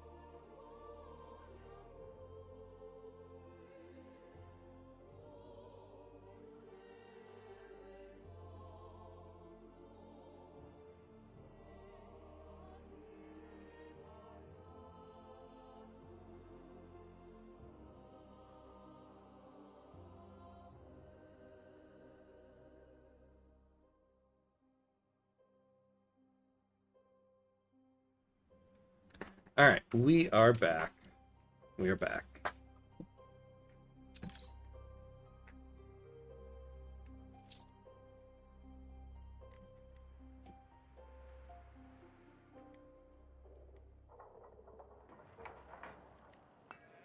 When do we start again? Yeah, I should just destroy this building. I don't need it. But I know the minute I destroy it, I'm gonna need it. It's not hurting anything, I guess. Halt the conveyor! Ah, here we go. Okay. All right, everyone, back to it. Alright, there we go. People are happy again. We're almost there with fish.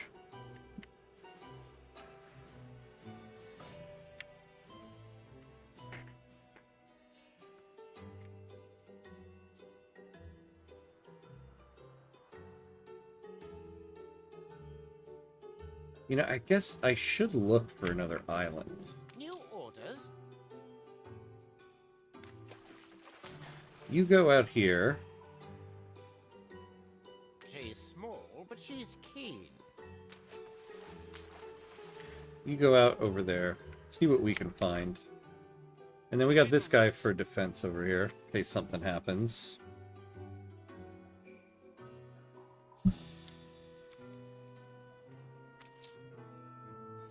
Here we go. Okay, so we can start upgrading people.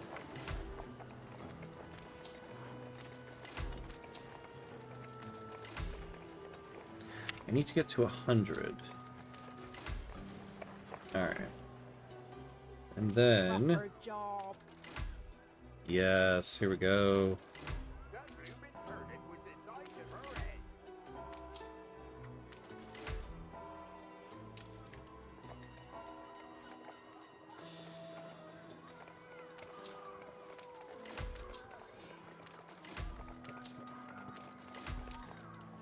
Alright. Yeah, I think we're gonna need more something or other. Now, okay, so we finally have 100. It's been so much time, I forget what it was we were gonna need. Oh yeah, the glassworks. And it's gonna need this, so let's just build the glassworks, like, right here.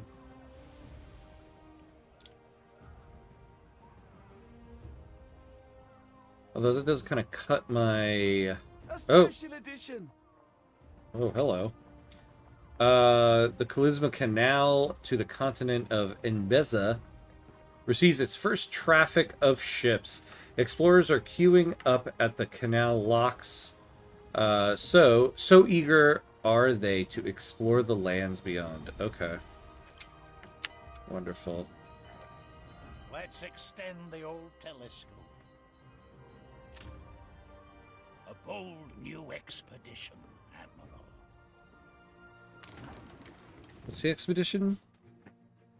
Discover the Kalisma Canal and journey beyond to the land where lions dwell. A new region.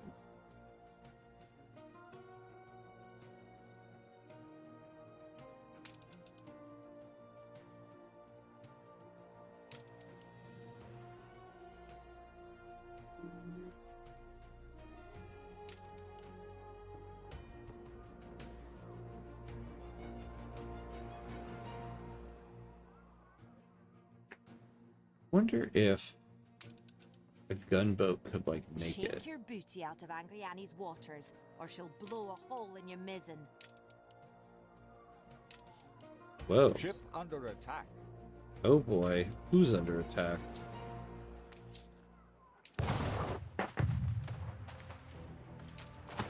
Oh no. A ship was destroyed. Well, okay. So I found where the pirates are. Whoops. Sorry there, Mr. Gunboat. Damn. Alright, well, so much for that. Can we afford to build another gunboat? Yeah, we do have plenty. Let's do it.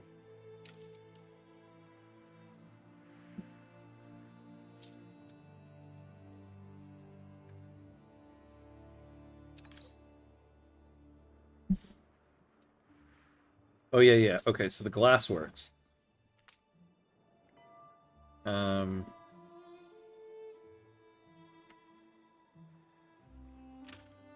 don't know why I'm being so precious about this, Jesus. Build the damn thing.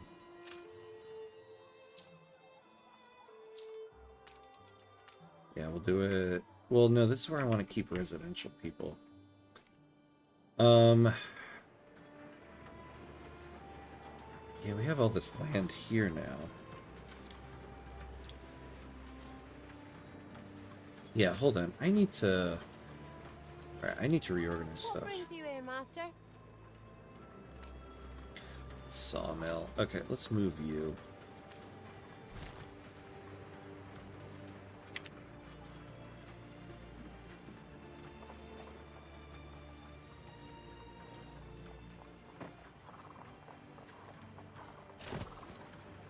We'll move you over there.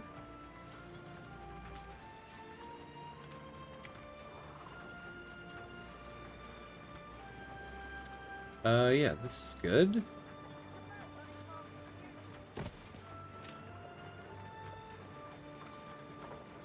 And then window makers. So we'll need another 100 artisans for that.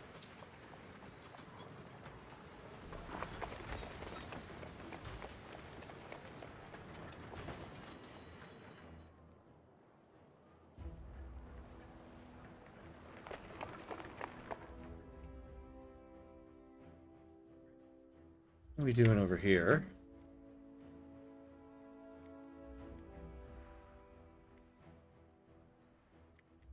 Yeah, I don't really feel like doing your quest right now. This guy already took it.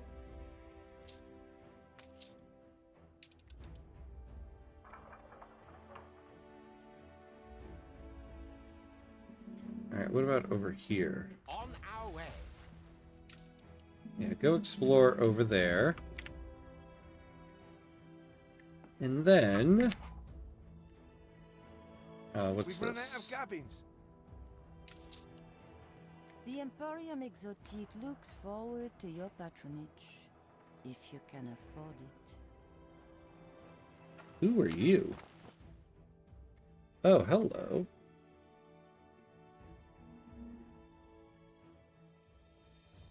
Requests fur coats, offers rum and Ship chocolate. constructed.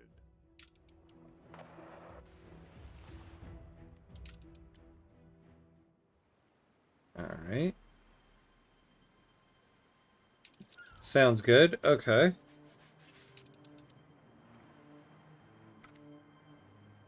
Yeah, the Independence. So let's just bring you back over here.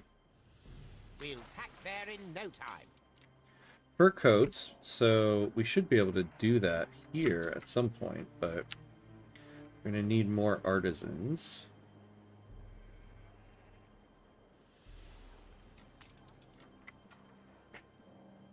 So eventually to get this cannery thing going, we're gonna need a lot. So we need like 100 artisans to build the window maker, another 75 to build this kitchen, and another 75 for the cannery. So we need like 250 more artisans. But it will give us more money. So there is that. We'll raise a glass.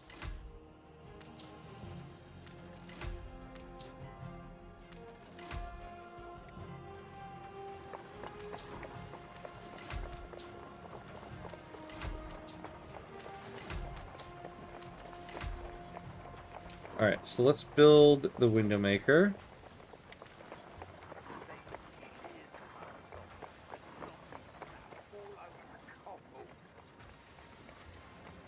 Yeah. Oh, what are we missing? Oh, the bricks. Oh, yeah, you know, I've been sending bricks over here. Let's start paving the roads. An explosion in one of your factories. Ooh, that doesn't sound good.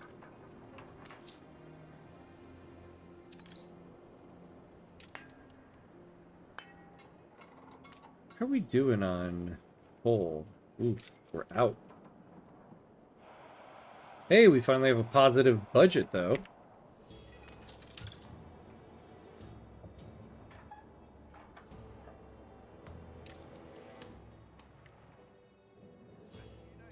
We finally have a positive budget. Alright, we need a lot more bricks. Hide the bottle. It's the boss. Really? Even with the additional hops farm? Well, poo.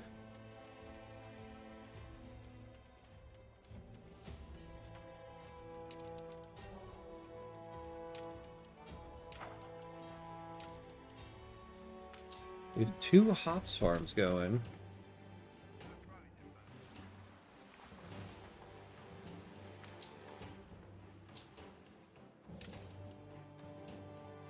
Oh yeah, they have no schnapps here. Can we just import some schnapps? Is anybody selling it? She's offering some schnapps.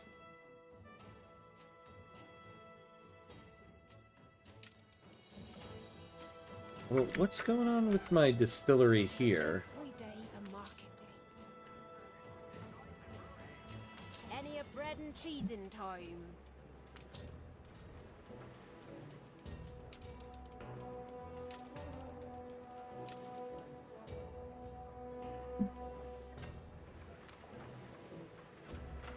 Do we still have an abundance of potatoes?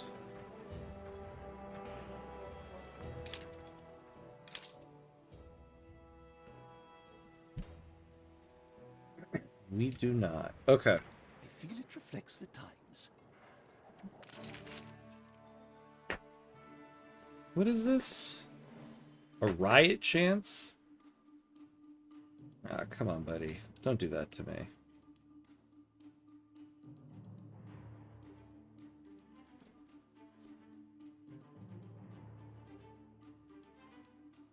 I'm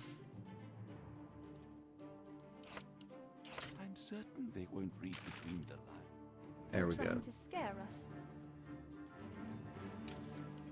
Your people are more than assets. Oh my god. Stop clutching your pearls, people. Alright. Distracted me. I was about to do something.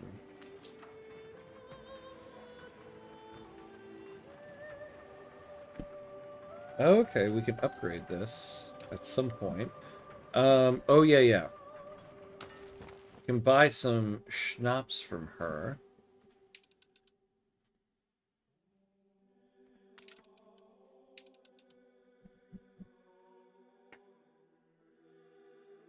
Yeah, you know what? Then go over here.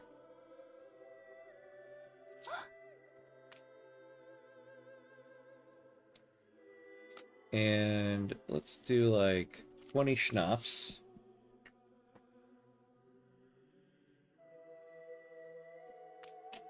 There you go. And then unload your schnapps. So we'll just buy some from her. Ah, look at this. Okay, so now we got a lot of artisans again.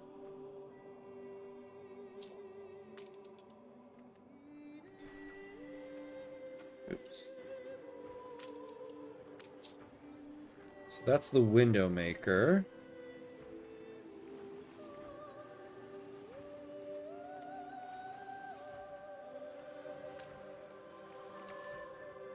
Alright, and then we should be able to make you...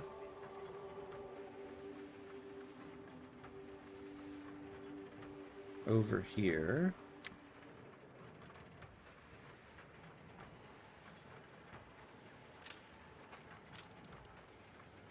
Yeah, let's relocate this house.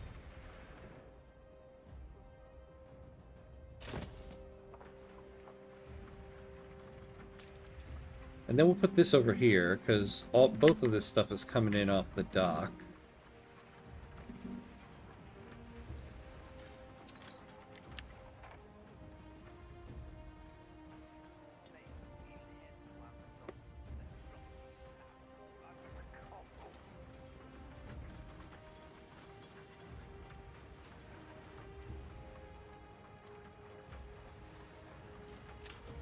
But yeah, maybe it was a bad idea to relocate that.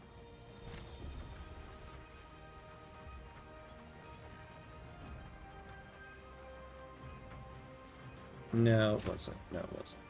Okay, so we'll put this guy right here.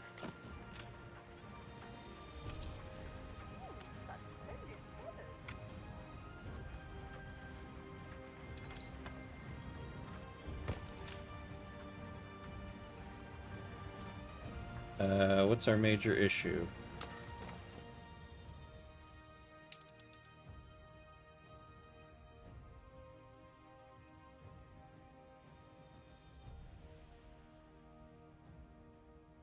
What? Really, the moment I want to buy this off of you? Unbelievable. Alright, fine. So nobody's selling schnapps now.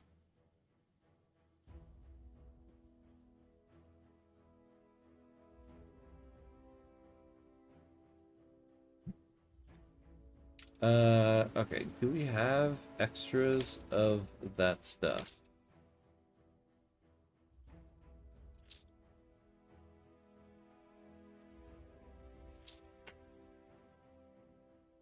Ooh, we have quite a bit of sand, actually. We could sell her some sand. Alright. So you're going to the old world, so then load up some sand. Load up about 20 of it. Let's say 25. Then go over here and unload it.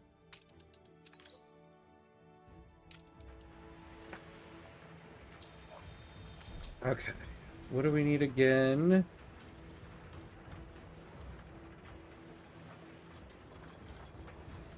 Oh yeah, the bricks.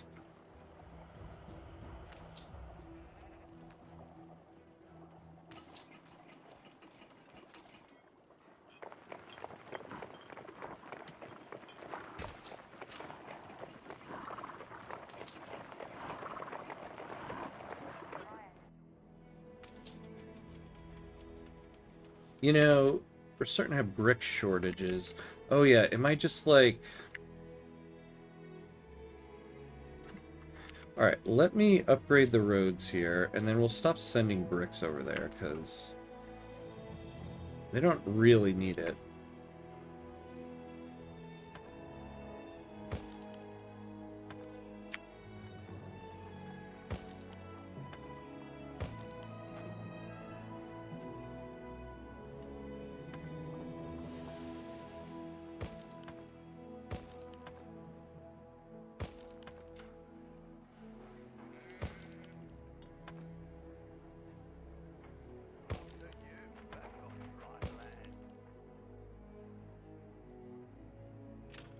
Alright, sounds good. So, which one is bringing bricks? Yeah.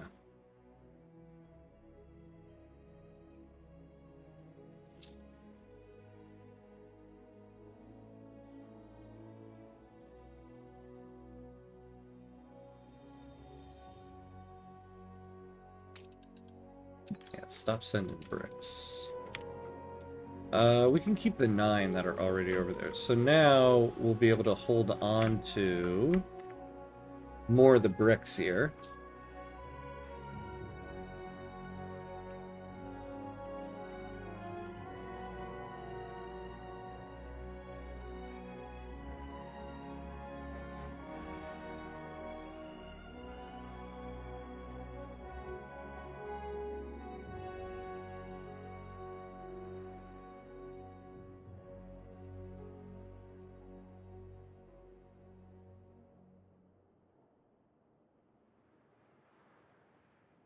All right.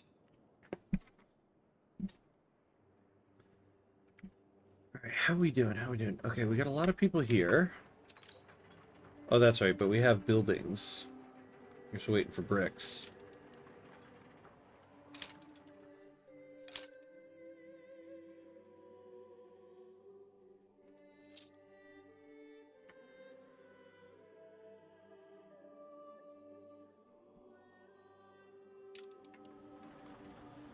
Whoa. We now have a ton of workflows. That is insane.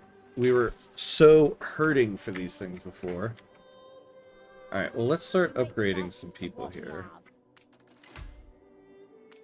And get a little bit more money.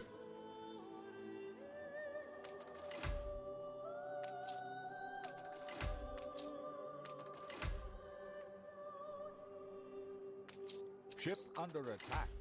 Oh, crud. Who's attacking us?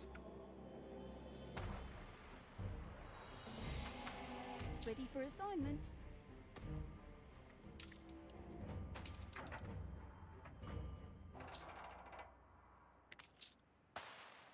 Falcon commencing escort. Don't talk to me about boats. Oh, None of whoops. them dare to make us. Sails.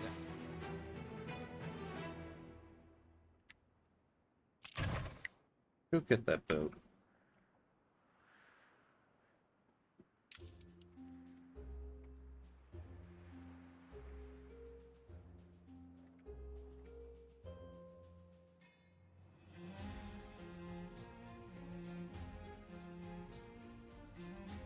Where's my other gunboat?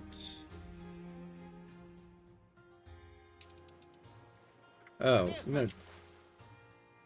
Don't escort that guy. Go escort that guy.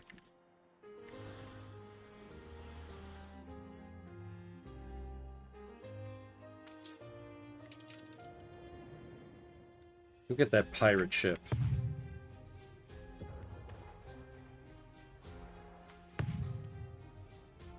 Prepare to fire.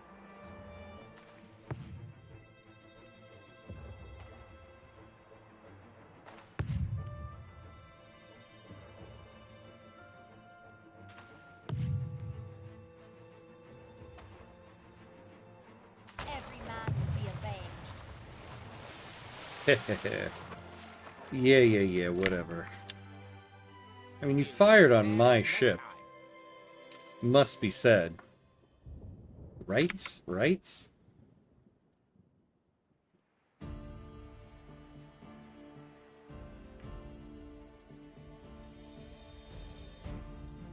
Alright.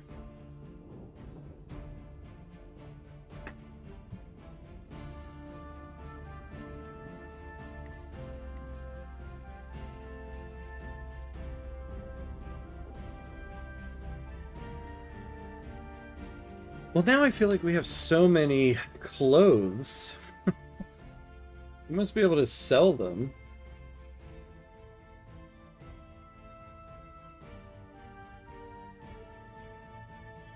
I guess not.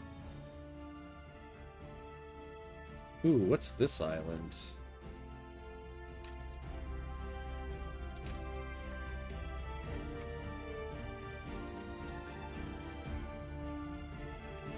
Limestone, copper, zinc.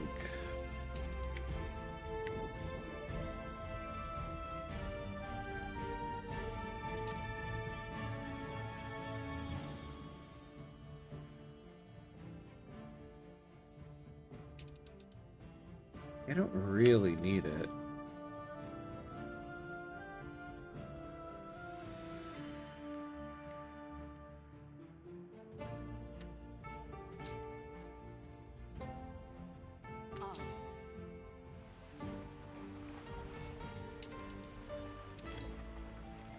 Yeah, why don't you rest up? So this Ceasefire has ended. ship should start. Steersman.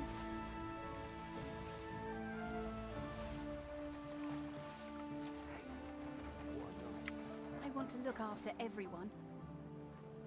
Oh, hey, thank you. How very kind of you. Stations. So this one is gonna start. Port ho! I guess we'll see.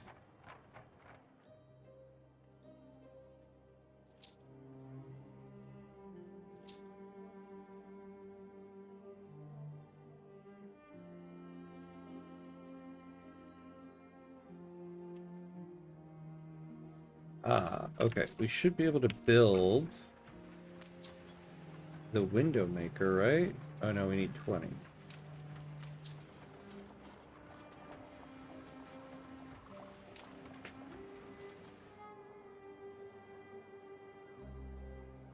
We earned this.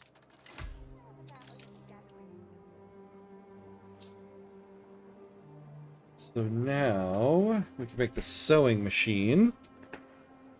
Oh, good. At least we got another use for our wood.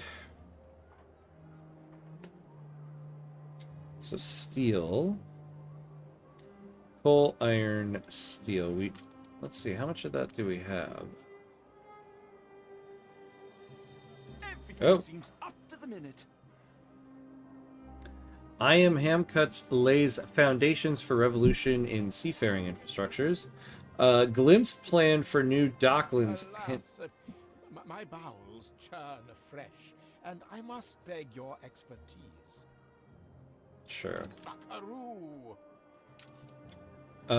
Hint at intricate and unparalleled new compounds, weaving a sprawling harbor complex. Yeah, great. Okay.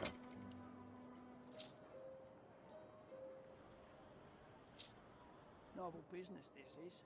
So let me show you how to arrange trade contracts and build up your docklands.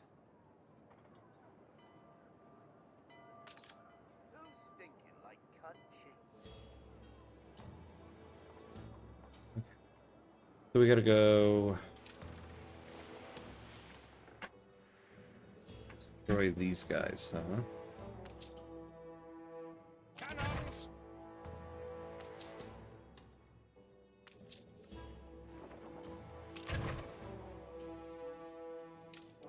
Alright, yeah, you guys go do that. You now build docklands. Docklands allow you to export import goods to from global trade corporations and build compact harbor modules with different functions.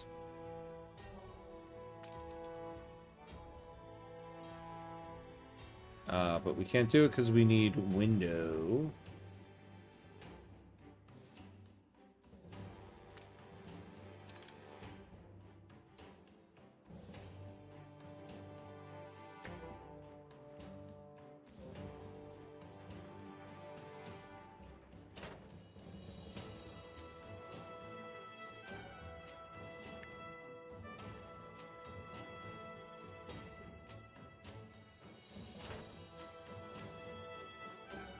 Problem? Free harbor area needed.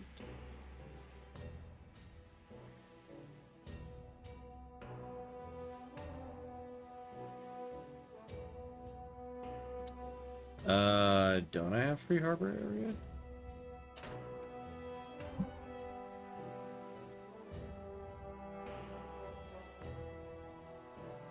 I find your whole standpoint supremely questionable.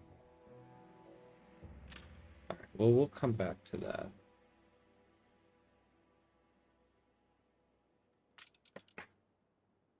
Ooh, a postal service.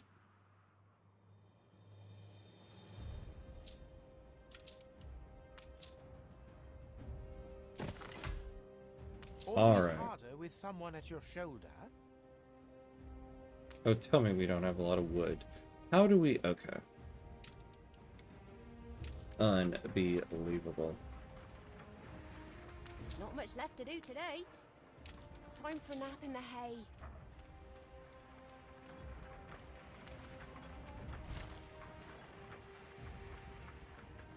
Why don't we just...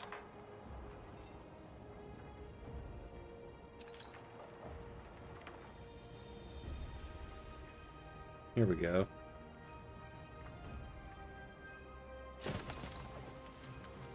We'll move it out there. Wake me up when you're ready.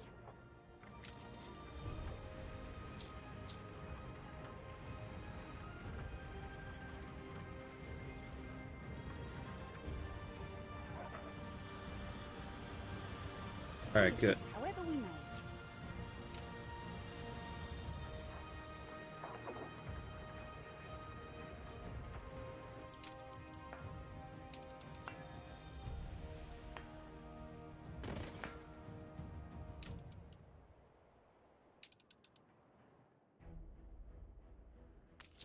Have you heard the expression?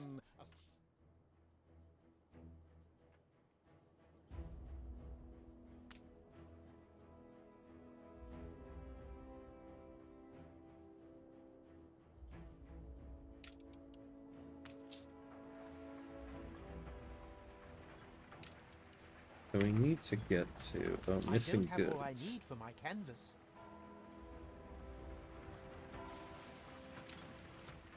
How far away? Yeah, you'll be able to get it there.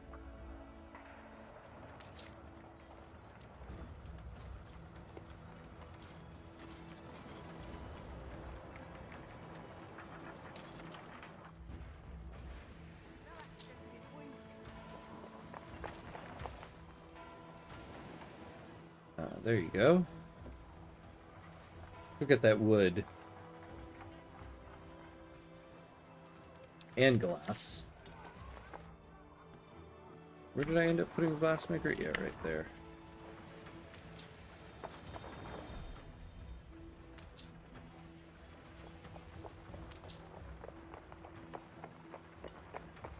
A farmer's life may be humblest, but green pastures, hands swept through corn, that is God's idyll.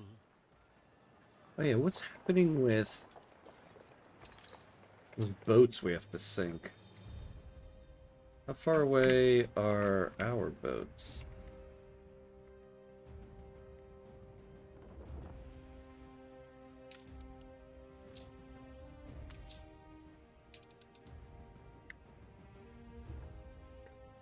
Actually, not too far.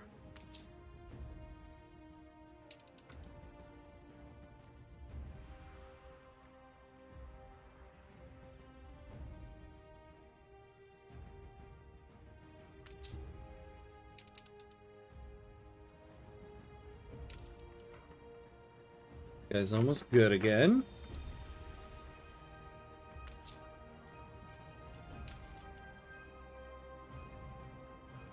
Hey, Jacob. Hey, hey. What's up? What's up? How you doing? Welcome, welcome. Welcome to some Anno 1800. How is everything with you, my friend?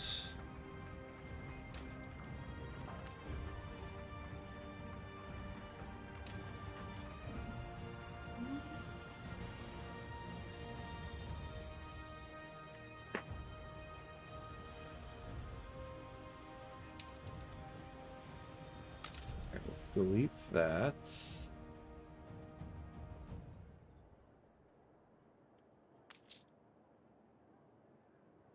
Alright, so we need to get to 8 windows.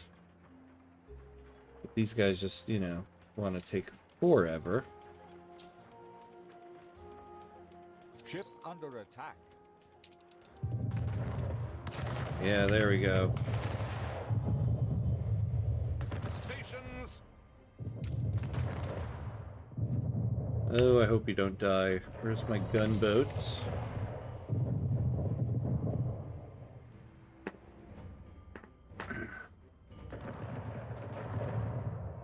Stations!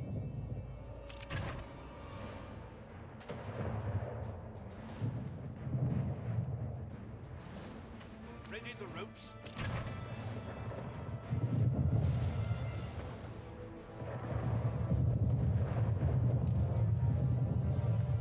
Oh boy.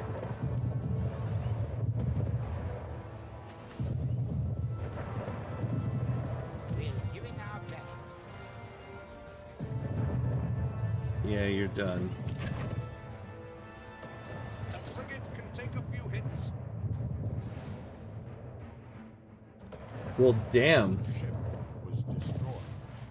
My fleet just got destroyed. Doing well. The hotfixes of Vic3 look pretty awesome. Yeah. Yeah. The hotfixes are great. Let me tell you something about those hotfixes, though. So the last tutorial video I did... Here, wait, hold on. Let me start this before I talk about what those hotfixes did to me. So the last tutorial video I uploaded was about all of the different citizenship laws Yeah, I am getting owned. Yeah, I certainly got owned on that one, huh? I guess I need to send a couple more strong ships that way. I got a little too cocky. Resting? Oh. Yeah, so this week I uploaded a tutorial video about the new subjecthood law, and then going into all of the other what do you call them, citizenship laws, and all the different values for them. So I wrote up a whole script about how the trade-off for subjecthood is that your primary culture doesn't get plus 100 acceptance anymore. I wrote that whole script up. Ship under attack. Oh no, who's under attack? I wrote that whole script up, and then I recorded the video. I recorded an entire tutorial video, and then I started editing the video. And as I got to the portion where I was like, so subjecthood gives your primary culture plus 65 acceptance, I'm looking at the screen and I see, wait, it says subjecthood gives you plus 100 acceptance. What is this? Is something wrong here? I realized they had just released a hotfix right before I started recording my video that completely changed an entire section of my tutorial video. So I had to go back and like re-edit the video and re-record some sections of it and reevaluate the strategy that I was talking about. And I was like, you got to be kidding me. They literally uploaded a hotfix right before I was about to record my video. I mean, it's awesome. I'm glad I did, and I'm glad I caught it so that the video is up to date, but it certainly made for a much more difficult day in terms of editing and recording. Yeah, dude, Paradox trolled me hard that day. At least it felt like they did. How's your naval knowledge? Ooh, you mean like real world naval knowledge? I would say my interest is higher than my knowledge. I find everything really interesting. But yeah, I don't know. I probably have the average amount of knowledge on it. She's small, but she's keen. Oh yes. Okay, now we can continue trade with that. Somebody talked about ships. Yeah, whenever you play an Anno game, it's all about ships. That's kind of what I found silly about the futuristic Anno game, Anno 2205. That a major aspect of it was still naval battles, and I'm like, I'm building spaceships and building space stations, and yet I got to go win these naval battles. But yeah. Paradox sensing Ham was going to do content. Yeah, decided they had to do something about it. I couldn't believe that. I was like, are you kidding me? Like, I actually had like recorded the video in a way where I was like, all right, the editing process for this is actually going to be a little bit easier than what some of the other editing processes were, because I kind of recorded it in that way.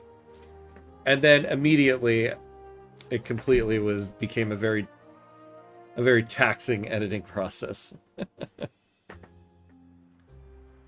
Yeah, no, Jacob, you're right. Yeah, subjecthood did get a lot better.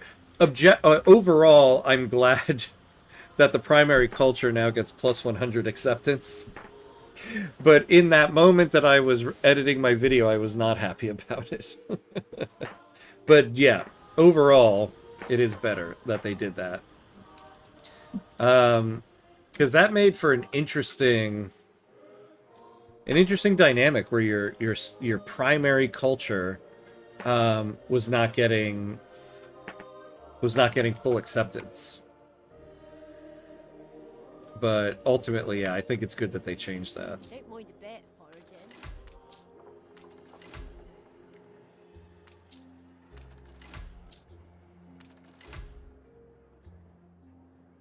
Oh man. The Majestic 3 turret double barrel 14.5 inch with 28 not the old lady that ruled the waves. Whoa. With double record of sniping other seafarers in World War II. The real pride of the Royal Navy. Wow. You know, I feel so bad, you know, here in New York, we have like a permanent warship docked here. That's a museum now, the Intrepid. And I've seen it like when you drive down the West Side Highway. You see it and it's massive and it looks amazing.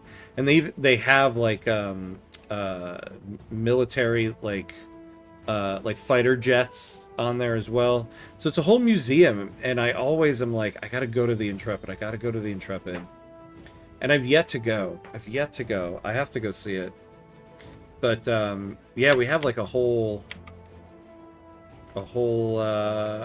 museum here.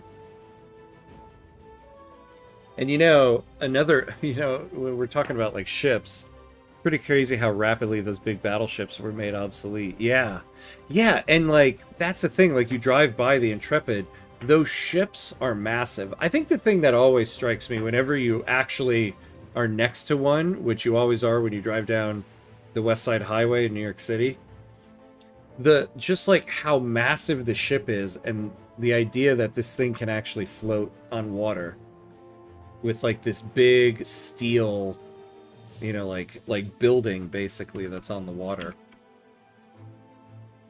You know, the other thing about New York City and the Navy is if you're unaware, every year there's a thing called Fleet Week in New York City where the Navy is docked and basically all these sailors are like on leave. And you'll always know when it's Fleet Week because all of your female friends and some of your male friends will talk about it and let you know because they're all excited that all of these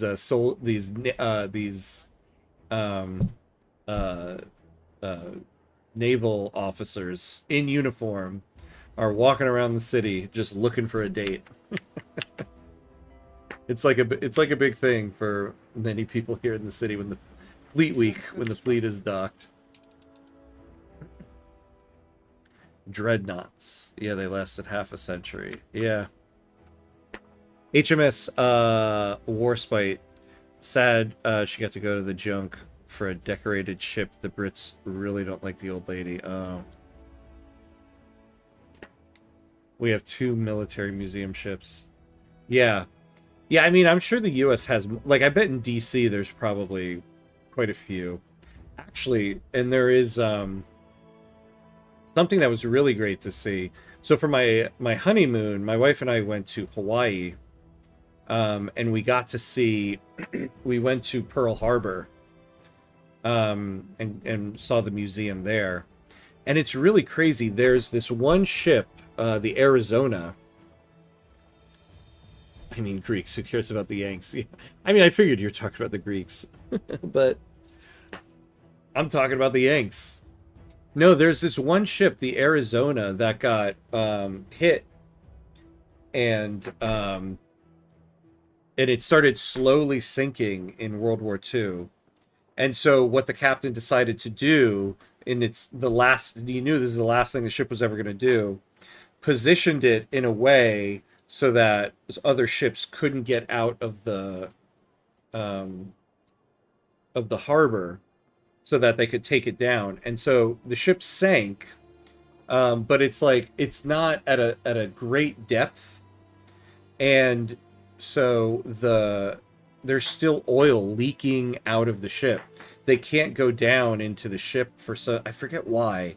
There's some reason they can't go there, but you can see the oil still on the surface of the water, and they said it's going to be leaking oil for about 100 years. And so it's still leaking oil right now. And so when you go to Pearl Harbor and you go look at the memorial for this, you'll see like the actual oil from the ship still on the surface of the water because it's still leaking out. It was really something. Let's see. Armored cruiser, piece of class. Giorgio Averov, who participated in 2 victorious battles, Lemnos and Eli, during the Balkan Wars against the Turks. Oh, very cool. Very cool. What cities are those museums in? Yeah, it's just once subs and carriers were mastered, all those engineering marvels turned into showpieces. Yeah. USS Texas, for its time, actually obsolete. Let's pack a punch for dreadnoughts. Yeah. Yeah, there's a bunch of ships now that have become just like It's wise to be ready to move on, to take change. very in cool this museums now. Was refitted and participated as a convoy escort during World War II, mainly in the Indian Ocean. It had Italian engines, British cannons, German Krupp armor, and French boilers. Wow. Wow, talk about like a super ship. And it's the last of its dreadnought class. Oh, yeah, okay, the USS Texas. Averov is in Peru and is beloved by the nation. Okay. Very cool. So when I eventually at some point in my life I really want to make my way over to Greece. Gotta go take a look at that. We have the Spanish Trinidad from Man of Wars. Wait, when you say you being like me here in the US or Maximilian over there in Greece? I got something perplexing, needs setting straight. Fancy making hay while the sun shines, master? Find and collect the stray dogs. I have to say, this is one thing I don't enjoy about Anno 1800 is these like random little quests you gotta do. I shouldn't have clicked on it.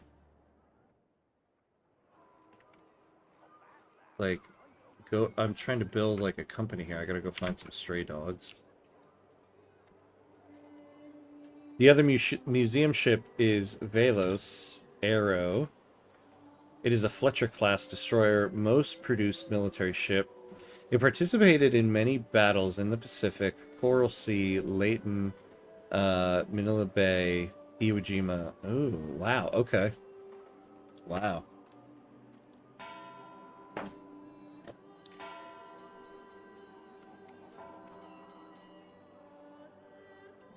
Someday I'll make my way over to Greece. I mean, there's a lot of just classic Greek theater stuff I would love to see.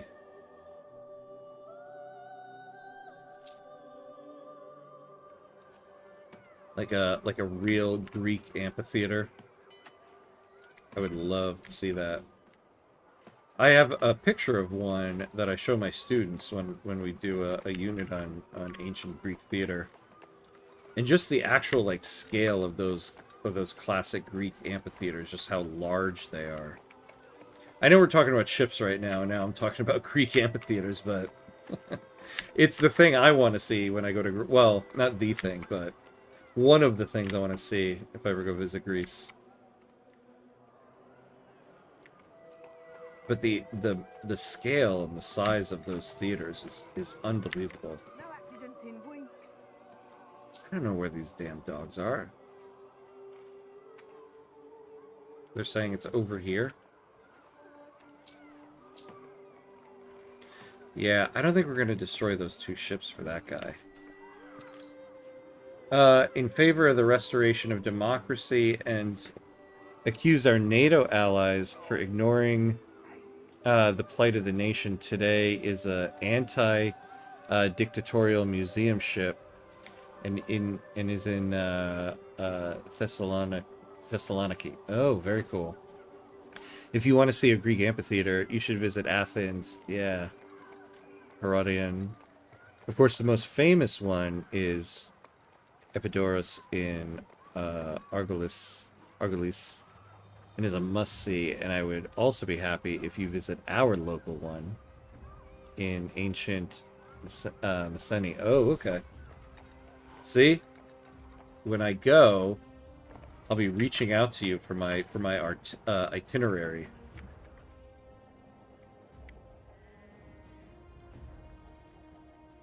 It's really amazing, actually, the Greek amphitheaters, and the fact that, you know, it's a lost art now, especially with like film actors and stuff, that these actors in ancient Greece would project their voice to the back of a theater that's larger than what Broadway theaters are right now. And obviously without any type of like microphone or voice amplification. There was actually like a contraption of some kind that was made for a little bit of voice amplification. It was like a mask of some kind, but for the most part, actors had nothing, and they would just project their voice. And now, even in plays, you know, you get these film actors that need microphones, and it's like, you know, like a thousand years ago, these actors would just like project their voice with nothing. That's a lost art. Greek hospitality best in the world. I believe it. I believe it. Yes, yes it would, and the acoustics are excellent. I've tried it. Oh, you've tried it. You've tried it. It's just gonna make me jealous now. I would love to go to one of those and just try to project my voice. That's like a true bucket list item of mine someday. You know, it makes me kind of sad actually, because like, so my uncle was engaged to a Greek woman. It was a very funny pair. He was just like a Texan. Well, he grew up, you know, with my mom obviously in North Dakota, but he lived in Texas. He was a very much like Texan guy, and he was engaged to this beautiful Greek woman. I remember when, I think I was like 14 when he started dating her and came to visit us, and me at 14 just looking at this like beautiful Greek woman that my uncle met. I was like, Uncle Chuck, how the hell did you get this woman to date you? And they were engaged for a long time, and there was all this talk that they were gonna. She was from Athens, and she had a place there, and there was gonna be this beautiful Greek wedding out in Athens. And fortunately, my uncle passed away a couple of years ago, and they never actually got to get married. So I was always gonna. That was always my plan, to go see all of the Greek amphitheaters and stuff when we go to this beautiful Greek wedding that my uncle was gonna have. But anyway, I digress.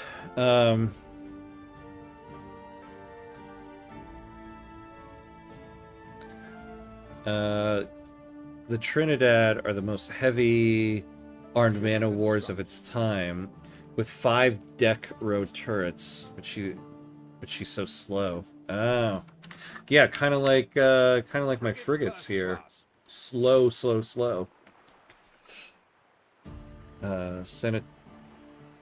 Santissima Trinidad. When a building has great acoustics, the music made in it is amazing. Yeah, right? The music just kind of like bouncing off of the walls around you, coming back at you. I mean, that's kind of what was so amazing about the architecture of ancient Greece. And I mean, ancient Rome was also was more known for architecture, but those Greek amphitheaters were designed for amplification. And it's just, you know, it's really amazing when you think about the time period and how they did that. It's strong on paper, but what good a 5-deck ship when you have speed? Yeah. You missed many comments. I recommended which theaters to visit. No, I saw, stop being late. I said it! What are you talking about? Yeah, I said that. If you want to see Greek amphitheater, you should visit Athens, Herodian. I said all of that. You need to go back to the VOD, my friend. I read all of those things and said, oh, sounds great, and all that stuff. It's a great trip in Spanish. Yeah, but the remains still in the sea and with a lot of gold.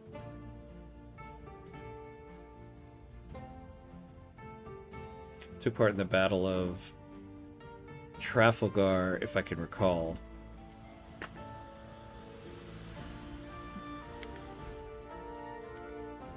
Man, all this talk of World War II ships really making me think about doing a Hearts of Iron 4 stream. I've been thinking about it. Maybe, I think of Fridays as my kind of variety day, where we get to try out different games. So we've done quite a few weeks of this one. Is it time to try out Hearts of Iron 4? I have the game, but I'm very inexperienced in it.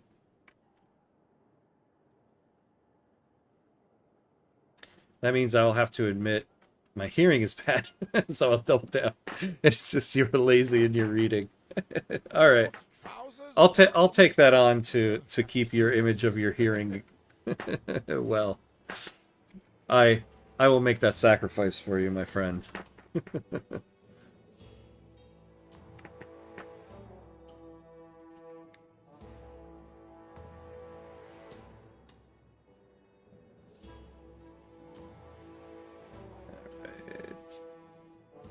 Check a copy? Let's see what this guy has. Really, it's gonna be all bad? No, no, no, my friend. Something like this? Yeah, that's what we're gonna do right there. You know what's best. I do know what's best. I find your whole standpoint supremely questionable. Yeah, you always have something to say to me about that. It's jarring going from Vic 3 to Hearts of Iron 4. Victoria 3 isn't that micro-oriented with military, and Hearts of Iron 4 is the total opposite. Yeah. Yeah, that one is like all military, right? The problem I have with Hearts of Iron 4, and this is just every Paradox game. That's it. Show those greasy plebs what's for. There's whenever you start a new Paradox game, there's always that moment of just like when you start a new game and you look at the screen, you have all this information coming at you and you have no context for it. It's like a scary moment. So I just need to figure that out. I hate supplies, but my Panzer III goes speed. First in Tour de France 1939. Yeah, logistics is massive in Hearts of Iron 4. You know what's funny, though, is, like, with the 1.9 update in Victoria 3, logistics is now, like, a big deal. When your armies are not supplied now in Victoria 3, you lose organization, you lose offense, defense. I'm finding, you know, if you don't have logistics figured out now in Victoria 3, your armies suffer. I mean, I assume it's more advanced in Hearts of Iron 4 because as Victoria 3 is still largely focused on economy, I know Hearts of Iron 4 is focused on military. But everything's rather fragile. I've been thinking about it. They have a new update coming out, so I thought, oh, maybe it'd be a good time to try that out.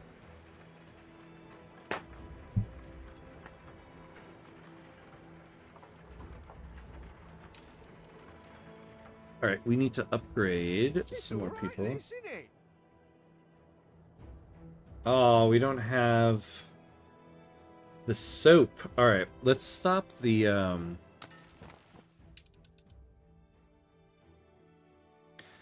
Okay, how are we on the potatoes? Alright, so let's stop this. Keep some more of our soap.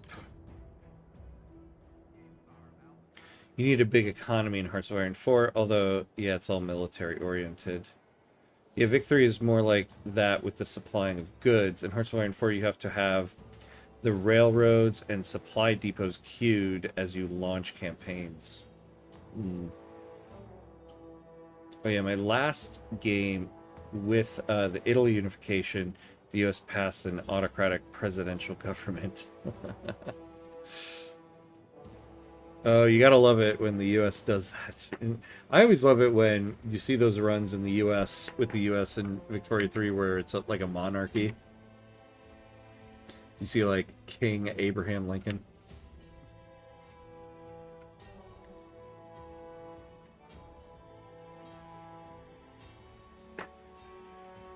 But it's been a while since I've got hard on Hearts of Iron 4. I'm probably way behind almost new now. Yeah. I'm definitely new at it. I bought the game on a Paradox sale like a couple sales ago.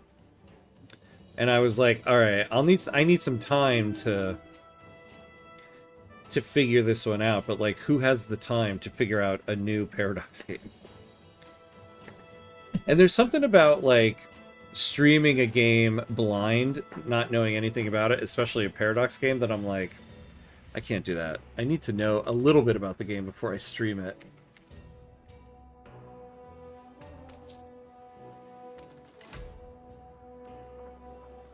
Cool flag in Texas survives. Yeah. It is kind of a cool flag, right? The monarchist United States flag in Victoria 3. I have to admit. It's a cool flag. I wonder who is the person... who's the person at Victoria 3's offices that get to, like... A competitor raised a settlement. Be like, alright, I need to make a flag for the United States if they were a monarchy. And then be like, okay, so now I'm gonna make a flag for the US if they were, like, a socialist nation. That's gotta be such a fun task. Haven't played Hearts of Iron 4 for years. Yeah. Yeah, apparently, though, there's a big new DLC coming out for it, so they're still making DLC.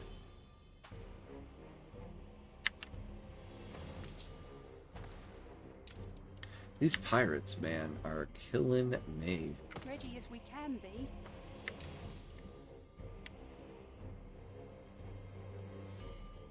I feel like 1.10 blew up Vic 3 like 1.9 did after playing it for a bit.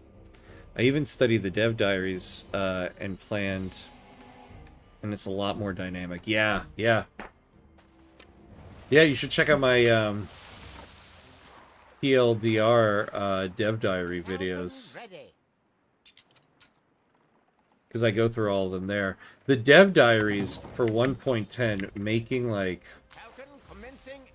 TLDR videos for those dev diaries, because they were so long, because it was all narrative content.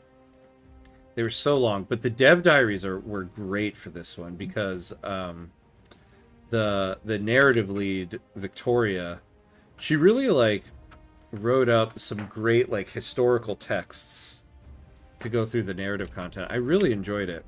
As much as it was a pain to make a TLDR video for it, it was still a great dev diary. All of them.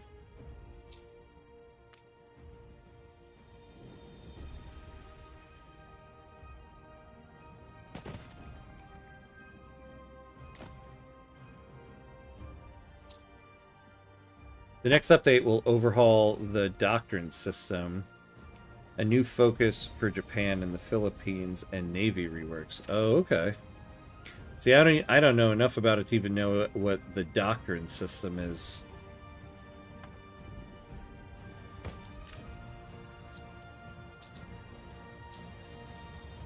You can set a minimum stock for soap in the warehouse. Oh, that way your trade route won't take away too much, and you don't have to change the trade route. Oh, yes. Thank you for that. I forgot about that. I always forget you can set those like minimums and stuff. So, I guess let's test out having a minimum stock of 10.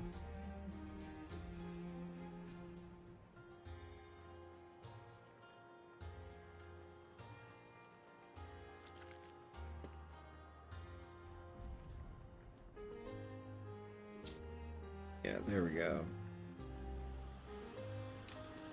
Yeah, we'll see how that works for us. Hey, Java, hello, hello. Hey, you're on YouTube, aren't you? You're usually on Twitch. Hello.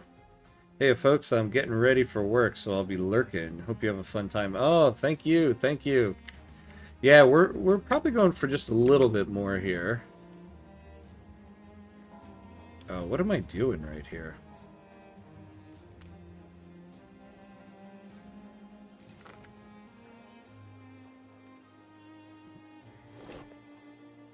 Making a rookie mistake here.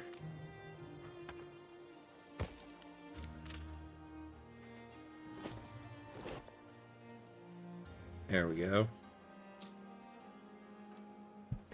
Usually you just pick one branch of doctrine like mobile warfare or superior firepower and pick the tree downward.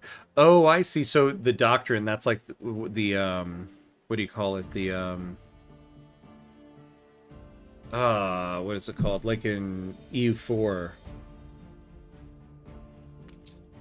The tech branch or whatever, I guess. Basically a specialization for Army, Navy, Air Force. If I remember right, it's like high planning infantry versus blitzkrieg versus firepower versus attrition army. Okay. Yeah, YouTube on the phone and Twitch at the computer. Ah, that makes sense. That makes sense. Huh? What? But now you have the Grand Doctrine, which your usual stuff, and Sub-Doctrine for every branch to infantry.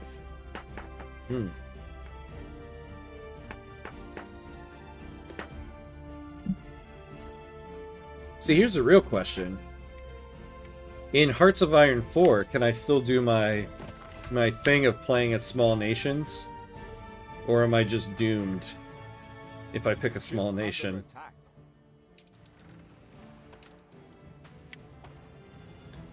Oh man, I should have brought this guy back to rest up. The Sub-Doctrine needs mastery. Ah, damn. I messed up here. I should have had this guy pause. It's gonna kill my schooner. Ready as we can be. I'm gonna lose these goods. Ah, are you running away?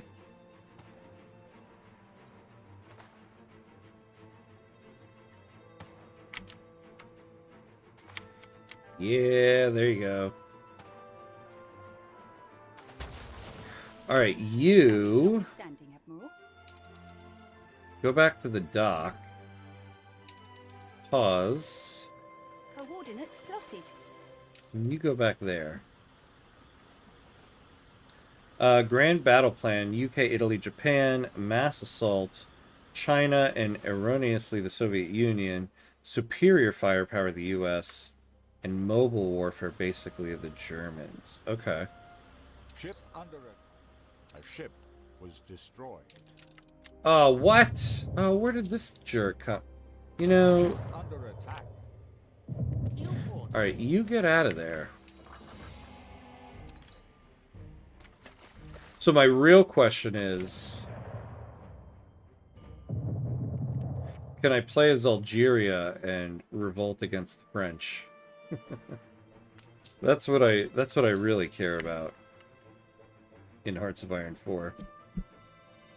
Me like tank, me like speed, me pick mobile warfare for every country. Yeah, the US doctrines are basically, haha, we have oil. Unfortunately for some people in the US, that's still the doctrine. Ah, man. You're gonna get this one too. Yeah, play as Algeria.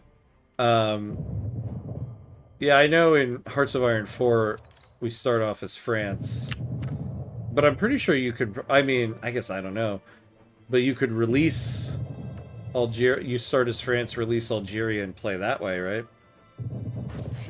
Unlike Victoria 3, where you can't really release Algeria yet. You have to form it.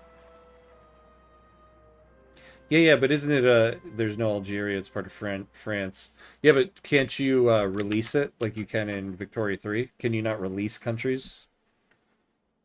in Hearts of Iron 4? Yeah, so you can release Algeria. That's what I thought. You can release Algeria and Tunis. New orders, Admiral. See, my fear is if you play Hearts of Iron 4 and I want to, as Algeria, gain independence, I'm afraid of who I would have to ally with in order to do that, given the time period. Alright, so we need another gunboat now. Workforce shortage.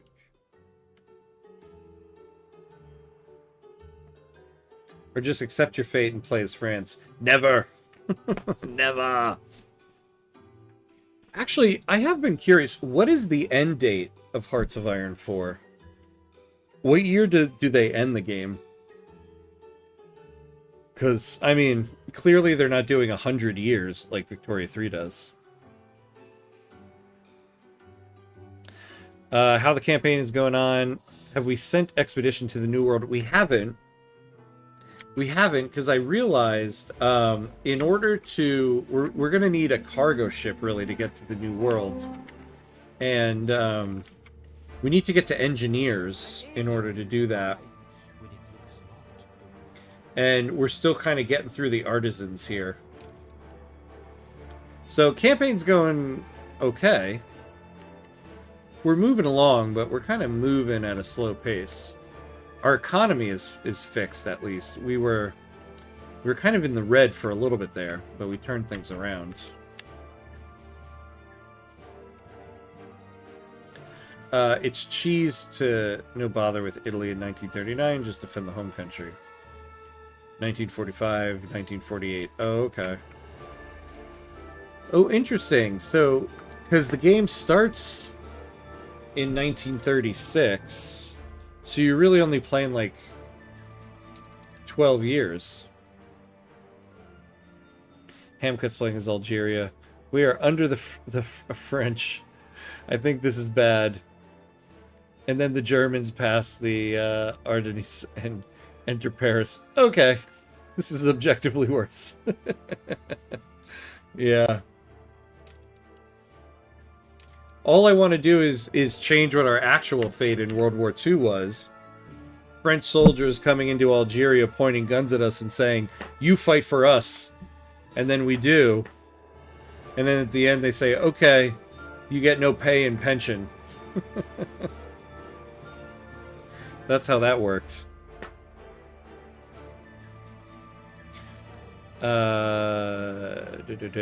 You have some bricks. You want to upgrade those 2 roads. Oh, which roads? Which roads? Which roads? Oh, yeah. Oh, look. Yeah, I almost forgot. Thank you for the reminder. Yeah, we had a couple last roads here that didn't get upgraded. And now we are all upgraded. Nice. There we go. You don't need cargo ships to get to the New World. You can use your non-steamships. Oh, okay. So would you say, could we do like a frigate to get there? Or...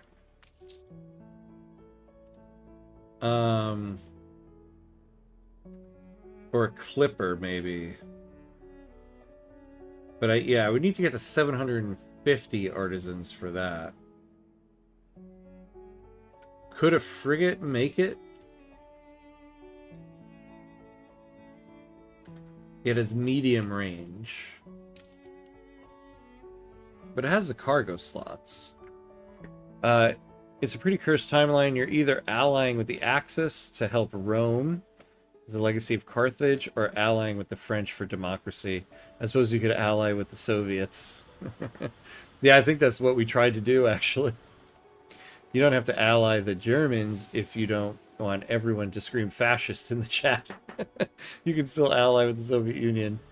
Alternatives switch off historical focuses for more options. Or I'll just create a third option.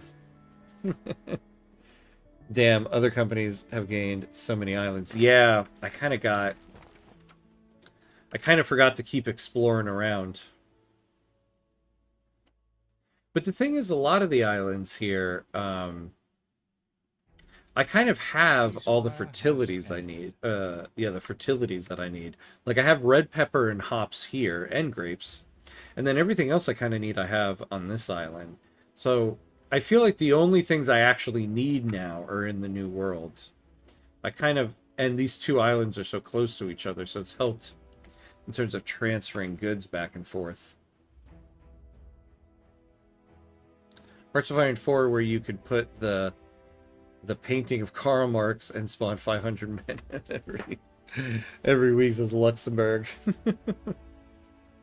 What is funny? Ideological something. There are some more roads, 2 horizontal lanes from the docks.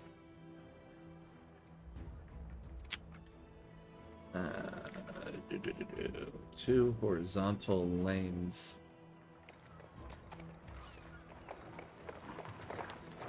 From the dock.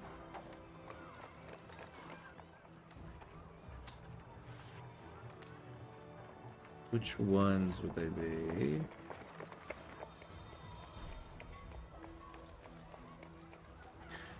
It's the second You know, I should just connect all this stuff too, really. Actually, I should have put, you know, I should put some, like, rubbery there. Ah, yeah, you're right. There it is. Good eye you got there. Wow. I don't think in a million years I would have spotted that. Thank you.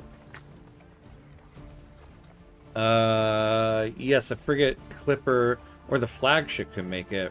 It's easier with bigger ships. That's what I was thinking, bigger ships, right? Because I need a good amount of cargo slots in order for it to work. Ceasefire has ended. What'll I tell me husband? But I need some medicine. That I kind of remember from when I used to play this back in the day. You really do need to bring some medicine with you.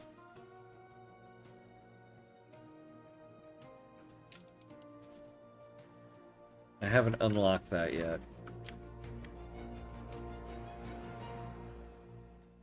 I mean, second horizontal lane. Yeah, this one that was over here. There's a hilarious German streamer that does Hearts of Iron 4 a lot. I forget his name. Tommy K. Yep, that's the one. He's certainly not fans of the 88 Brigade.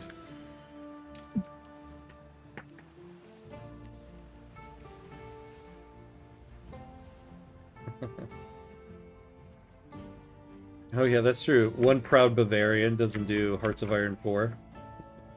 I've really thought about that. Ooh. Alright, we need to upgrade and get some more workers. Every field has its weeds.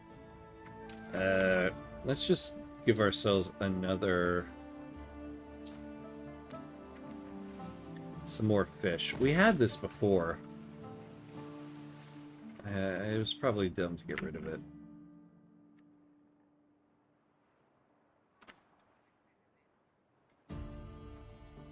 There's more. Oh, really? There's more? Ah! Man, you have good eyes. I need those eyes. Okay. How did I miss those before? Ah, here's another one.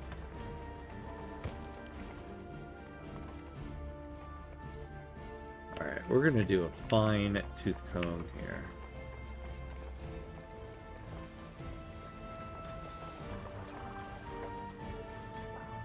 Alright, I think we got everything. Well, now I wonder on my other island. Did I miss anything? Nope. Okay, good.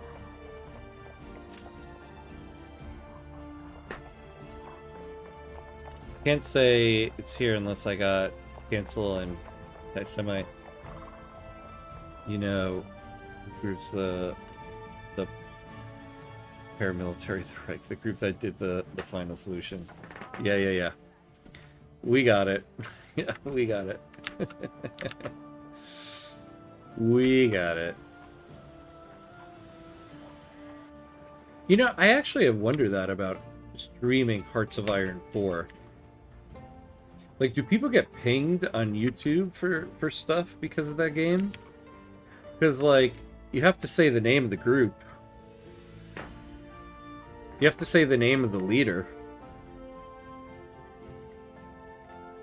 But doesn't YouTube, like, get upset with you when you say that on stream?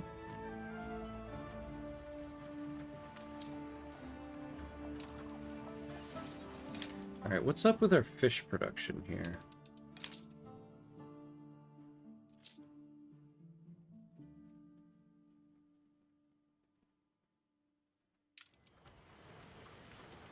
I don't know, they seem to be fine.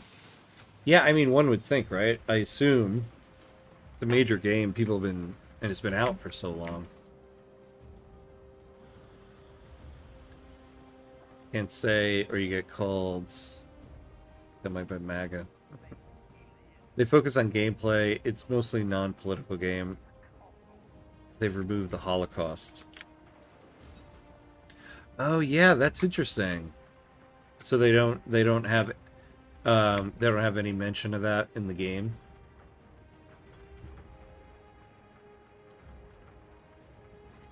Actually strongly disagree with removing the Holocaust, war crimes, and slavery from video games.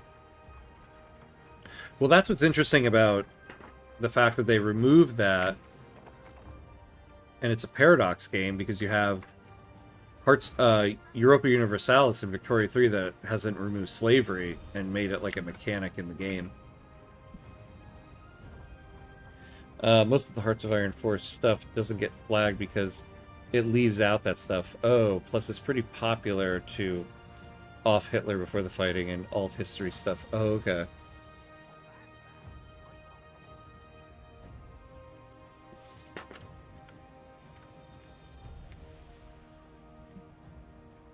I'm actually surprised on how many Americans are ignorant about the Holocaust. And some European teenagers, too. Are you talking about the people who, like, deny that it happened? Workforce shortage. I find that to be one of the most insane things. People who deny that it happened.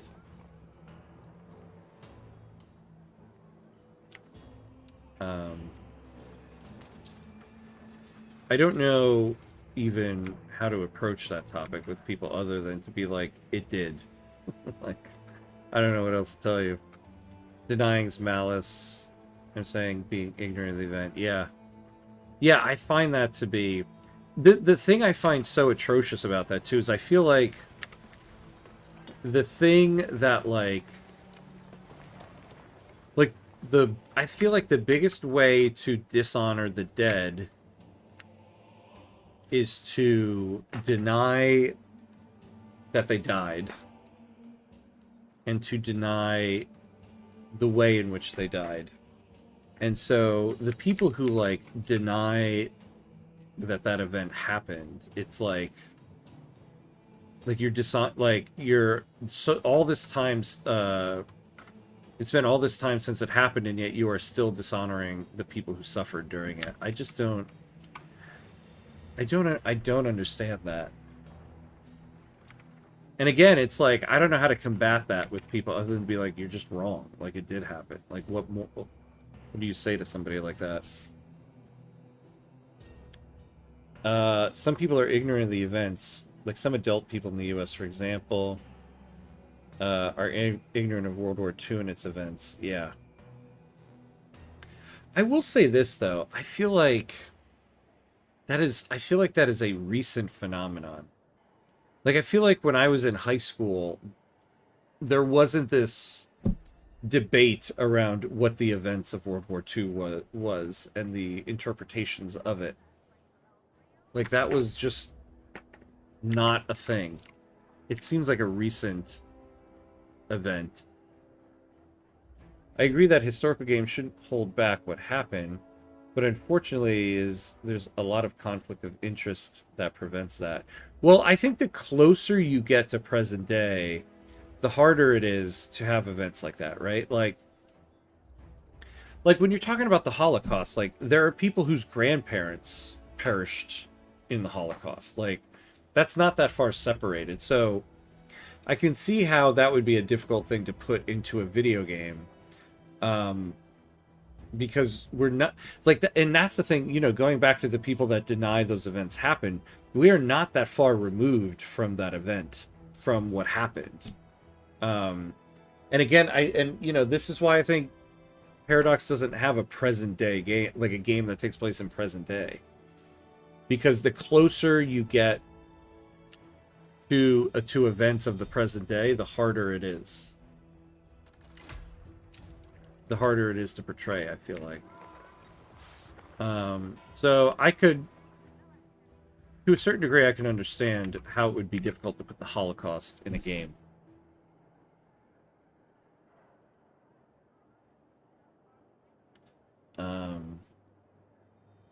I mean, if we want to compare, the Holocaust is not the worst World War II did, don't get me wrong, is still inhumane and a bad event. I would strongly disagree with that. I think the Holocaust was like the worst of World War II because of its human rights violations. I mean, in terms of death, yeah, there are like, you know, soldiers who died, but there's something different about like civilians and the way in which they died in the Holocaust. Even here in Europe, some prepubescent or early teenage kids don't know who he was. Yeah, that's crazy. That is crazy. You are misinterpreting what I'm saying. Yes, you're correct on what you say, but that's a separate topic. I'm talking about actual people having no idea about World War II without malice. Oh, you mean like just lack of education and eerie lack of education / interest. Oh, just about the war itself. That's interesting. And the Ramusha. I think telling children about crimes in early or mid education is a good thing, but you should mandatory to tell about those in college education as history as a mandatory subject, because history repeats itself because humans repeat themselves. Yeah, that's the thing, is like all this talk, like all these conspiracy theories about did it happen, did it not happen, all that does is pave the way to the next one of those that will happen. American education is becoming so bad we don't even know our own history, let alone anywhere else's. Yeah, this is true. And I think what's becoming so bad about US education is there isn't one singular US education anymore. People have been fighting so hard to make it a state-by-state thing that now you learn different things in different states.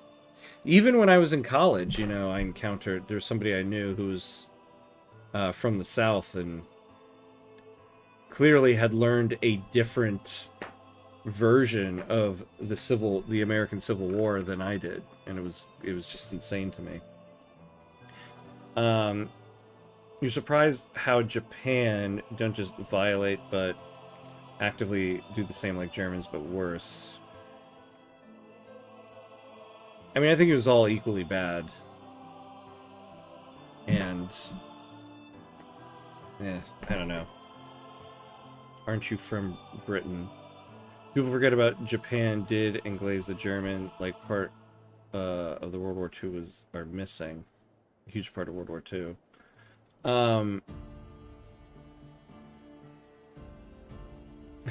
It was about states' rights. Yeah. Under attack. Yeah, exactly. That's always the thing. It's about states' rights. Yeah. It was about states' rights of owning people. Well, that was my friend's point. They were like, her basic point was like, the Civil War was not about slavery. That was propaganda by Abraham Lincoln.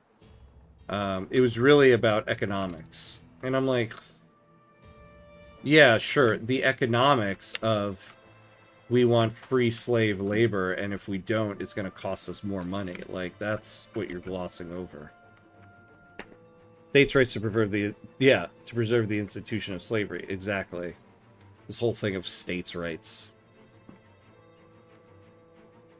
That's the few of the named one, but yes.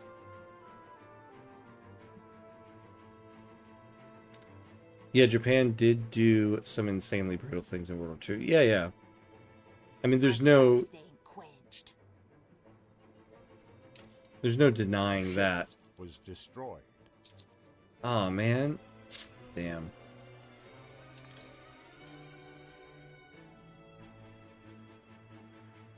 Trust me, we don't. The Holocaust was, in my opinion, the worst event in human history because it was an industrialized method of extermination.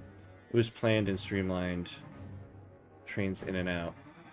I mean, that's the thing, is that it's different because it was aimed specifically at a group of people because of who they were as people.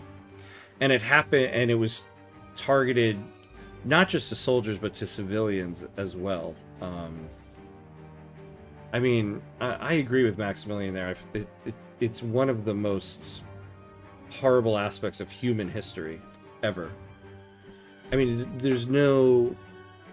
When you really explore, like, the extents of what was done and the reasons for why it was done, it's just like... I mean, seriously, in all of human history, it's one of the worst events to ever happen. It really is. At least in my opinion. I don't know.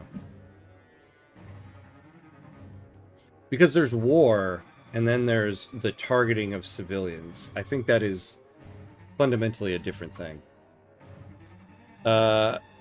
Until this day, the Japan youth not only do know, but they never bothered to learn the history. Yeah, but you can say that about many places in the world. You can say that about here in the U.S. as well. I only know about Unit 731. That's too because someone told it to me in social media. That wasn't mentioned in my history books. Yeah, I guess I don't really know specifically what you're referring to, the Unit 731. No, that's not it, Hamcuts. Many people were targeted for who they were. That's a genocide, ethnic cleansing. The thing about Holocaust is that they set up an elaborate form of extermination that was... Yeah, that's what I'm talking about. It was an elaborate form of extermination of a group of people, of a genocide. Like... that's the thing, is that it was to an extent that I don't think has been matched in many times in history. Ah, yeah, we are lacking laborers in Arcane. This is true. I was waiting. We needed to catch up on fish. Yes, okay. I was waiting for the fish to catch up, and then I got caught up in convo. It's all how you're So born. let's get... So we got plenty of farmers here.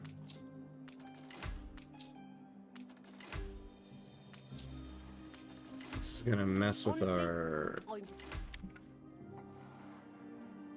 resources, though.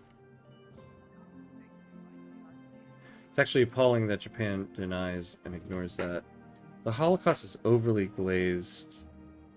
There are more Slavic people that died. Also, people in Poland in general. Yeah, but it is different, though. I mean, the people that were scapegoated as the reason for, like, a certain group's, you know,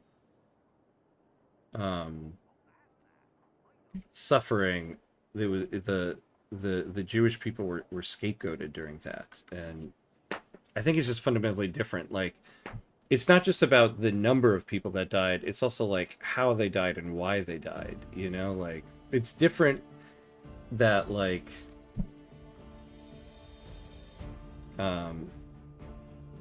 that there was a goal to exterminate a whole group of people from the earth, you know, a genocide. which wasn't the case. Which wasn't the case for like the Poles or the Slavic people. A lot of people died, but there's just different. And a lot of the Poles and Slavic people that died also died because they were Jewish, you know.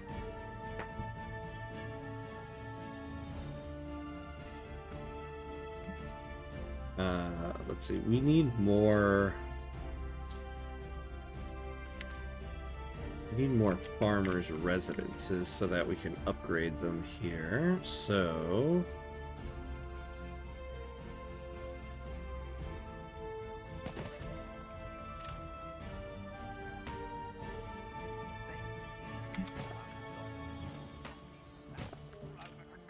Alright, so we're gonna need. Oh, okay. Wake me up when you're ready. Yep. Thought I was off to the workhouse. We actually need, we were swimming in, the sawmill before. There were millions of Slavic people, Roma people, homosexuals, people with disability, communists, antisocials, and anyone the regime didn't like. Made a lot of these people were sent to the camps too. I understand that, but I don't know. There seems to be this thing where this like kind of modern thing where it's like people try to act like, oh, the Jews weren't the only one who suffered during the Holocaust. And yeah, they weren't the only ones who suffered. But they were very clearly the #1 target of that genocide. You know, like there's always this air. I guess my problem is whenever people talk about like, you know, like, well, but there was also this group of people that were killed too. And it's like, yeah, they were killed. Like, that doesn't mean that there wasn't atrocities committed against this other group of people.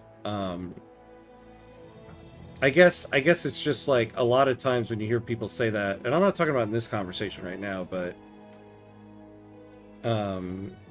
when I hear people talk about like trying to compare, well, this group of people died too, and that group of people died, it's almost to like there's an air of it to negate the atrocities committed to the other group, right?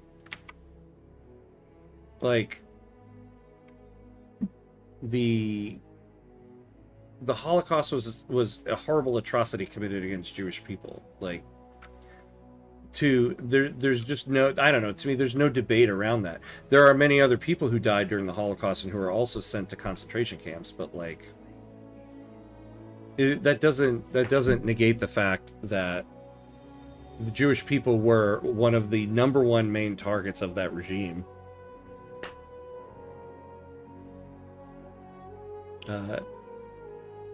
Hitler was too cowardly to use the rhetoric against the actual signatories of the Treaty of Versailles. Yeah, people blame the Germans, but crazy as it sounds, the German have more humane...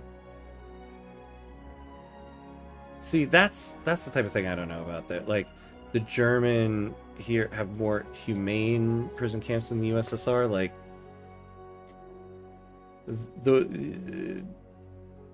but there wasn't any level of it being humane, so I feel like it's not an apropos comparison. I mean, yes, it's true the Russians like treated German soldiers Ship constructed.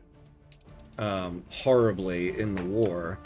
But again, it's different. I don't know. I'm sorry. Like, to me, it's different the way you treat a soldier in war and you treat a civilian in war. The Russian prison camps were for soldiers. The German prison camps were for civilians, you know?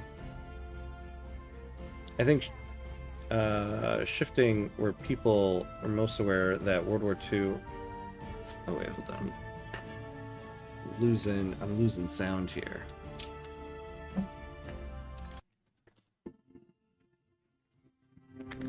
Oh my god.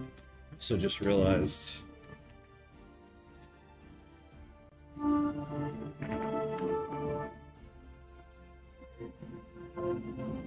certainly have gone over today.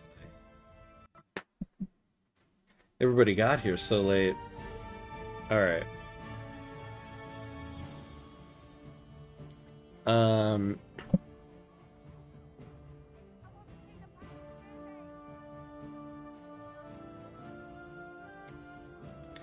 I don't get you here. We are not trying to minimize the loss. I myself admitted that the Holocaust is the most inhumane event in history.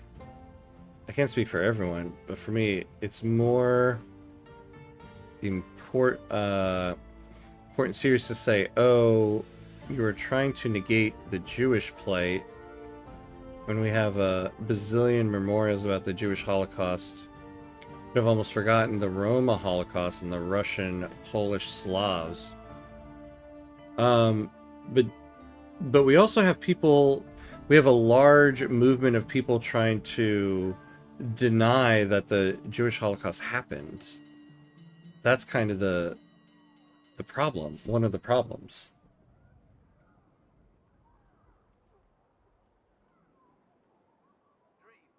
Four million people died in India because of Winston Churchill's policies during World War II. Yeah. Yeah, that's true as well.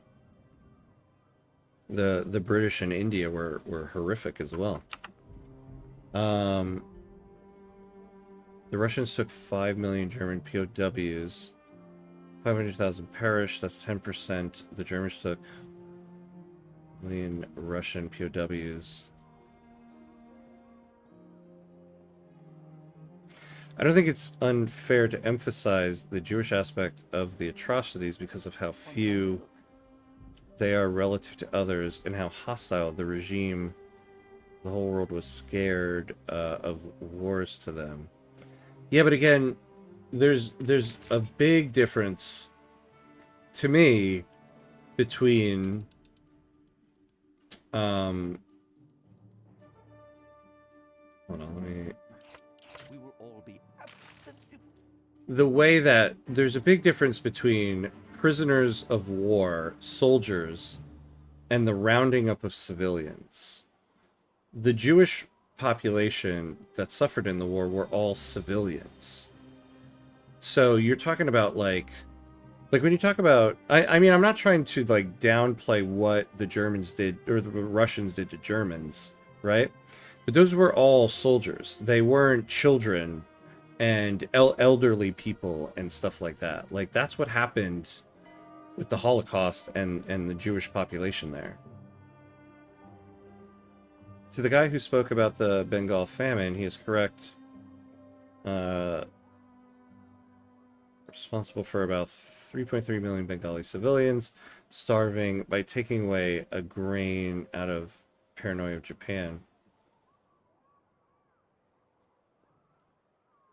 4 million is official government figure, you know.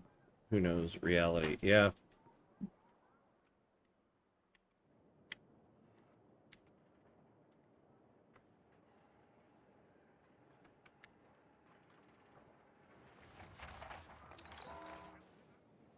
Oh, man. Well. Alright, I'm sorry, but you are not reading what I'm saying. I never said Russians bad. In fact, I'm saying the Russians and the Allies were very humane compared to the Germans and the rest of the Allies. Well, I don't know. From what I know about the history is like, the Russians were very, I guess, brutal to German prisoners. I think there was like reports at the end of the war that the German soldiers were told like, if you can like surrender to American soldiers, not Russian soldiers, because the Russian soldiers will be very awful to you. Even to this day, Russians and Germans have a lot of animosity because of the war. That's what I'm saying. It's a total war on a micro fraction of people, sparing no one. Yeah. I guess, yeah. I mean, I guess that's my thing is a lot of times the rhetoric in present day seems to be like, well, you know, the Jews weren't the only ones who suffered in World War II. And it's like, yeah, that is true, but there's always an air of like, so why are we mourning the Jewish loss of life in the Holocaust so much? Like, that always kind of seems to be the subtext of that statement. And I find that subtext to be the thing that I take the most like offense to. Like you can talk about all of the loss of life without being like, without that air of like, and I'm not saying that that is the air that's being taken here. I'm saying that there seems to be this sentiment of that is growing in modern society right now, and the like reteaching of the Holocaust in that way.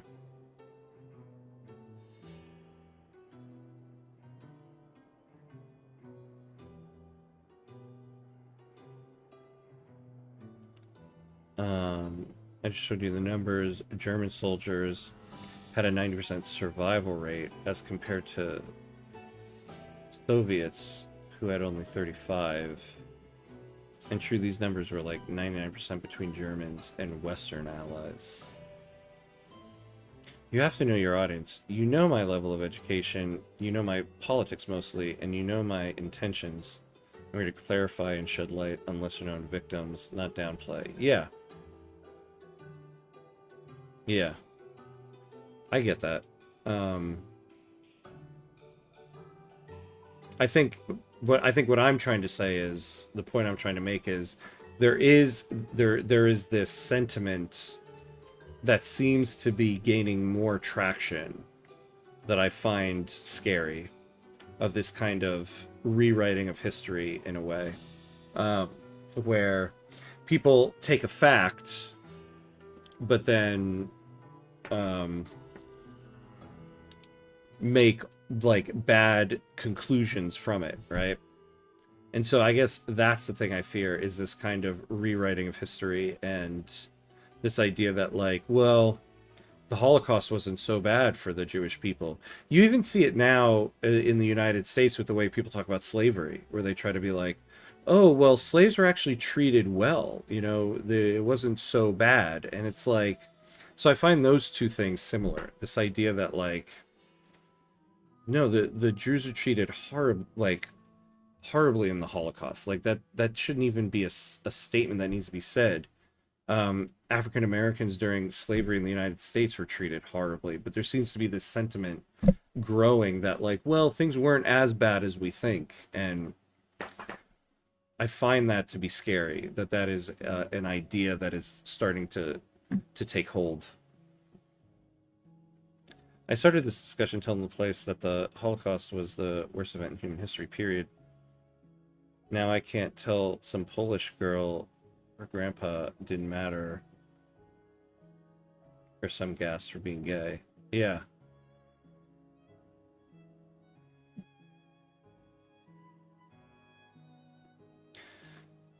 Yeah. I mean, there seems to be this like contingent of people in society that are trying to rewrite these histories that we know.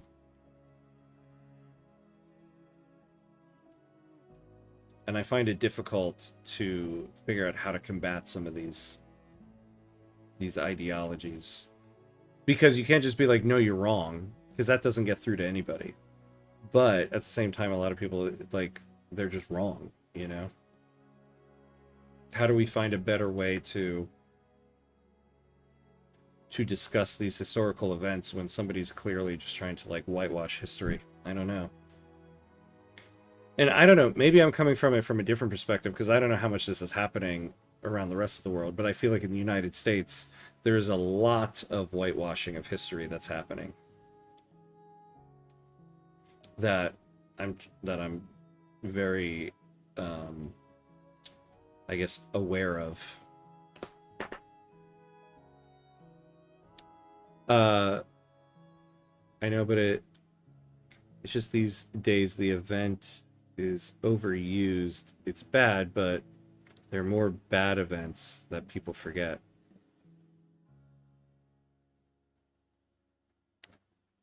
See, I guess it's that.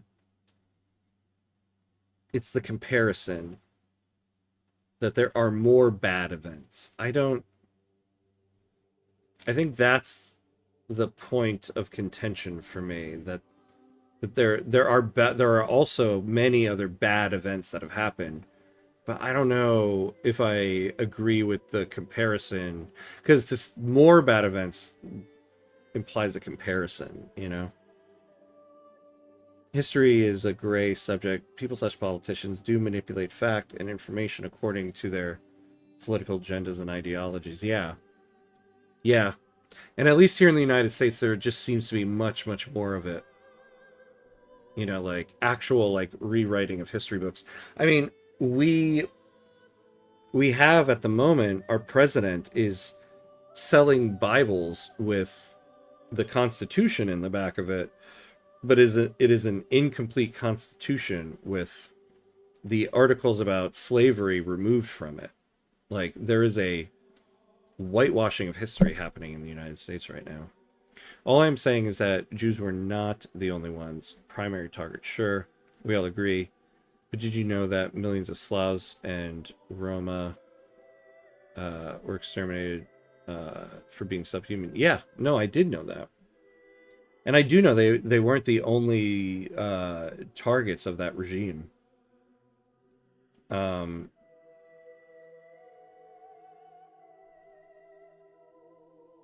I also feel like people know that. I don't know. I feel like that is not... I think maybe I feel like I'm saying, I think you're overestimating how much people don't know that. I think there's not only do people know that, I think there's a contingent of people trying to use those facts as a means to a more sinister motive of whitewashing history.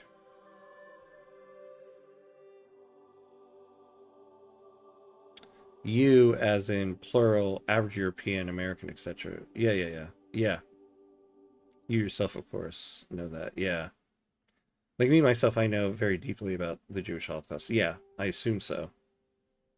You're a very well-versed person because of our level of education. Yeah. Yeah, that's the thing, is that I feel like there is there's a failure of education happening, right? And when there's a failure of education happening, you can give people facts and then give them the conclusions of those facts. And that's dangerous, because people can then go, look up the facts and be like, well, the facts are right, so I agree with the conclusions. But you can take a fact and make many different conclusions from it. And I think it's the interpretation and conclusions of those facts that sometimes you need to combat. But I think that's one of the things I love about the conversations we have in our stream here, is that it's such an international group. And so sometimes I have to remind myself that, like, there are things happening here in the US that might not necessarily be happening everywhere else in the world, or even just terms that are used. Like we had on our stream a couple nights ago, like even the term liberal we had to talk about, because it means something very different everywhere else, you know? So I find that to be an interesting thing here. Exactly, this is what we have to address, the failure of education. We can control that. I don't want to talk about Holocaust denial and malice because I'm tired of arguing with them, and also kind of makes you lose faith in humanity. But I don't pay attention to, neo individuals. Yeah, I find it to be a tiresome argument, the people who are actually denying it, but I fear they're gaining more traction. Because ultimately, too, the same people who are trying to deny it are the same people who are trying to also teach people that the people trying to educate them are wrong and have ulterior motives and don't trust your education. And I thought that education is only failing in India. Oh, no. It is failing here in the United States as well. Oh, man, it is. I've had some wild discussions in classes sometimes, and outside of classes too.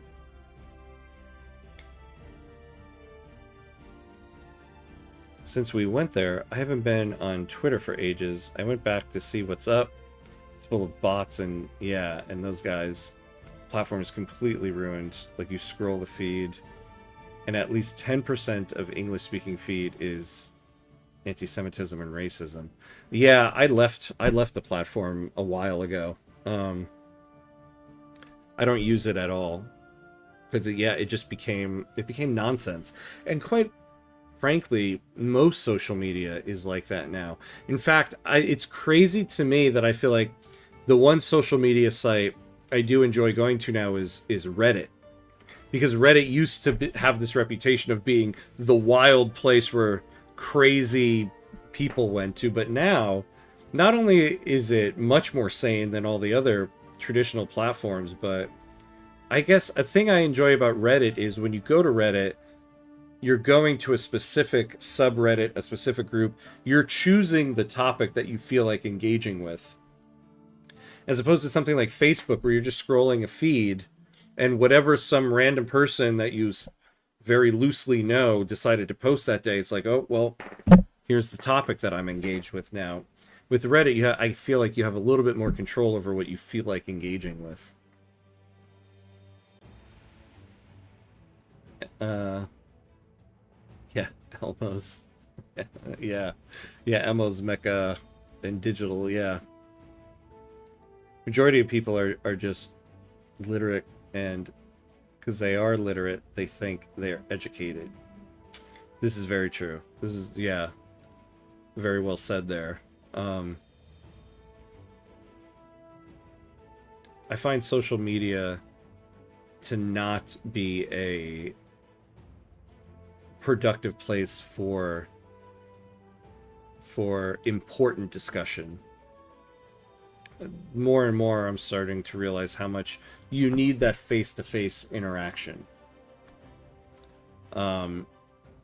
Especially, or at least so with somebody of a differing opinion. With somebody of a differing opinion, you really need that face-to-face interaction to read the person and to help you understand more of their point of view and what they mean.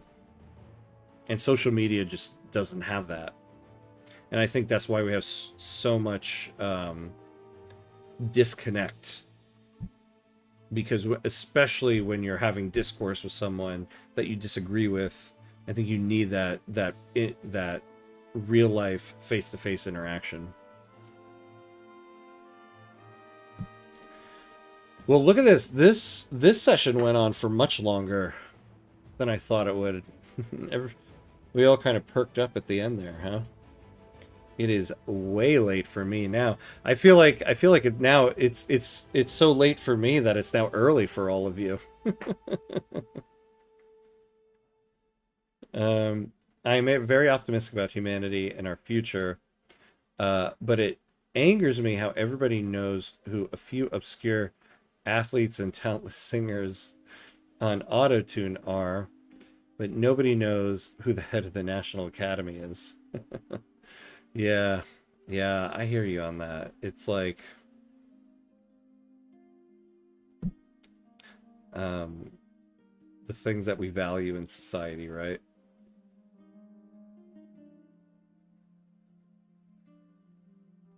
I feel like there's a great commercial once, that kind of had like a microcosm of this. Of all things, it was like an IBM commercial. It was this person, this younger person, and I guess he was like meeting up with some old friends, and he was talking about how he's working on these great, like, you know, like new innovative things at IBM, and there's another friend of his that's like a coder, and he's explaining what he's doing, and the other two friends are like, okay, cool.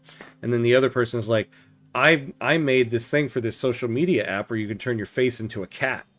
And they're like, oh my god, that is amazing. Let me see. Oh my god, oh my god. And it's like, yeah, those are the things that are getting rewarded. Things like that.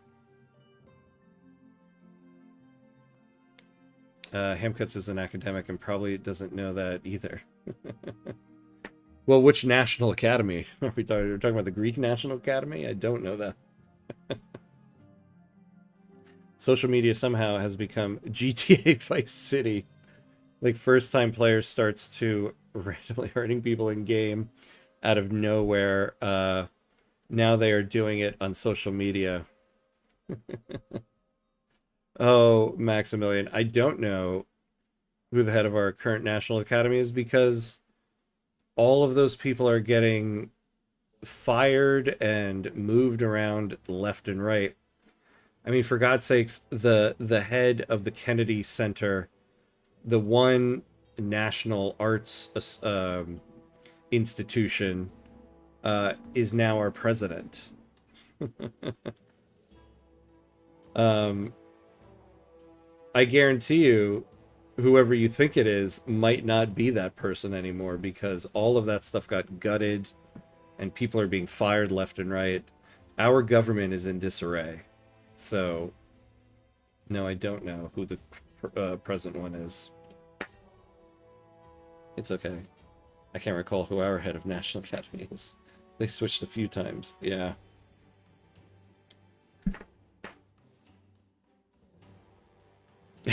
Yeah, I should end the stream. He needs sleep.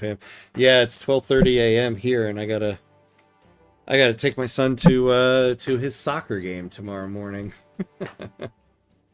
But man, we had some good discussions. It's always hard to leave a good discussion. And we had a pretty good stream too. Pretty good stream. We're moving along. I thought we would have gotten to the new worlds in this episode, but we needed a few more infrastructure things set up here. It's 10 here. There's some people who don't know who the vice president is. Oh man, yeah. Yeah. I mean, I remember being in school and there were people who didn't know who the first president of the United States was, and I was just like, I don't know. You and I do not have much in common if you don't know who that is. Yeah, but I think it's time to wrap up here. I am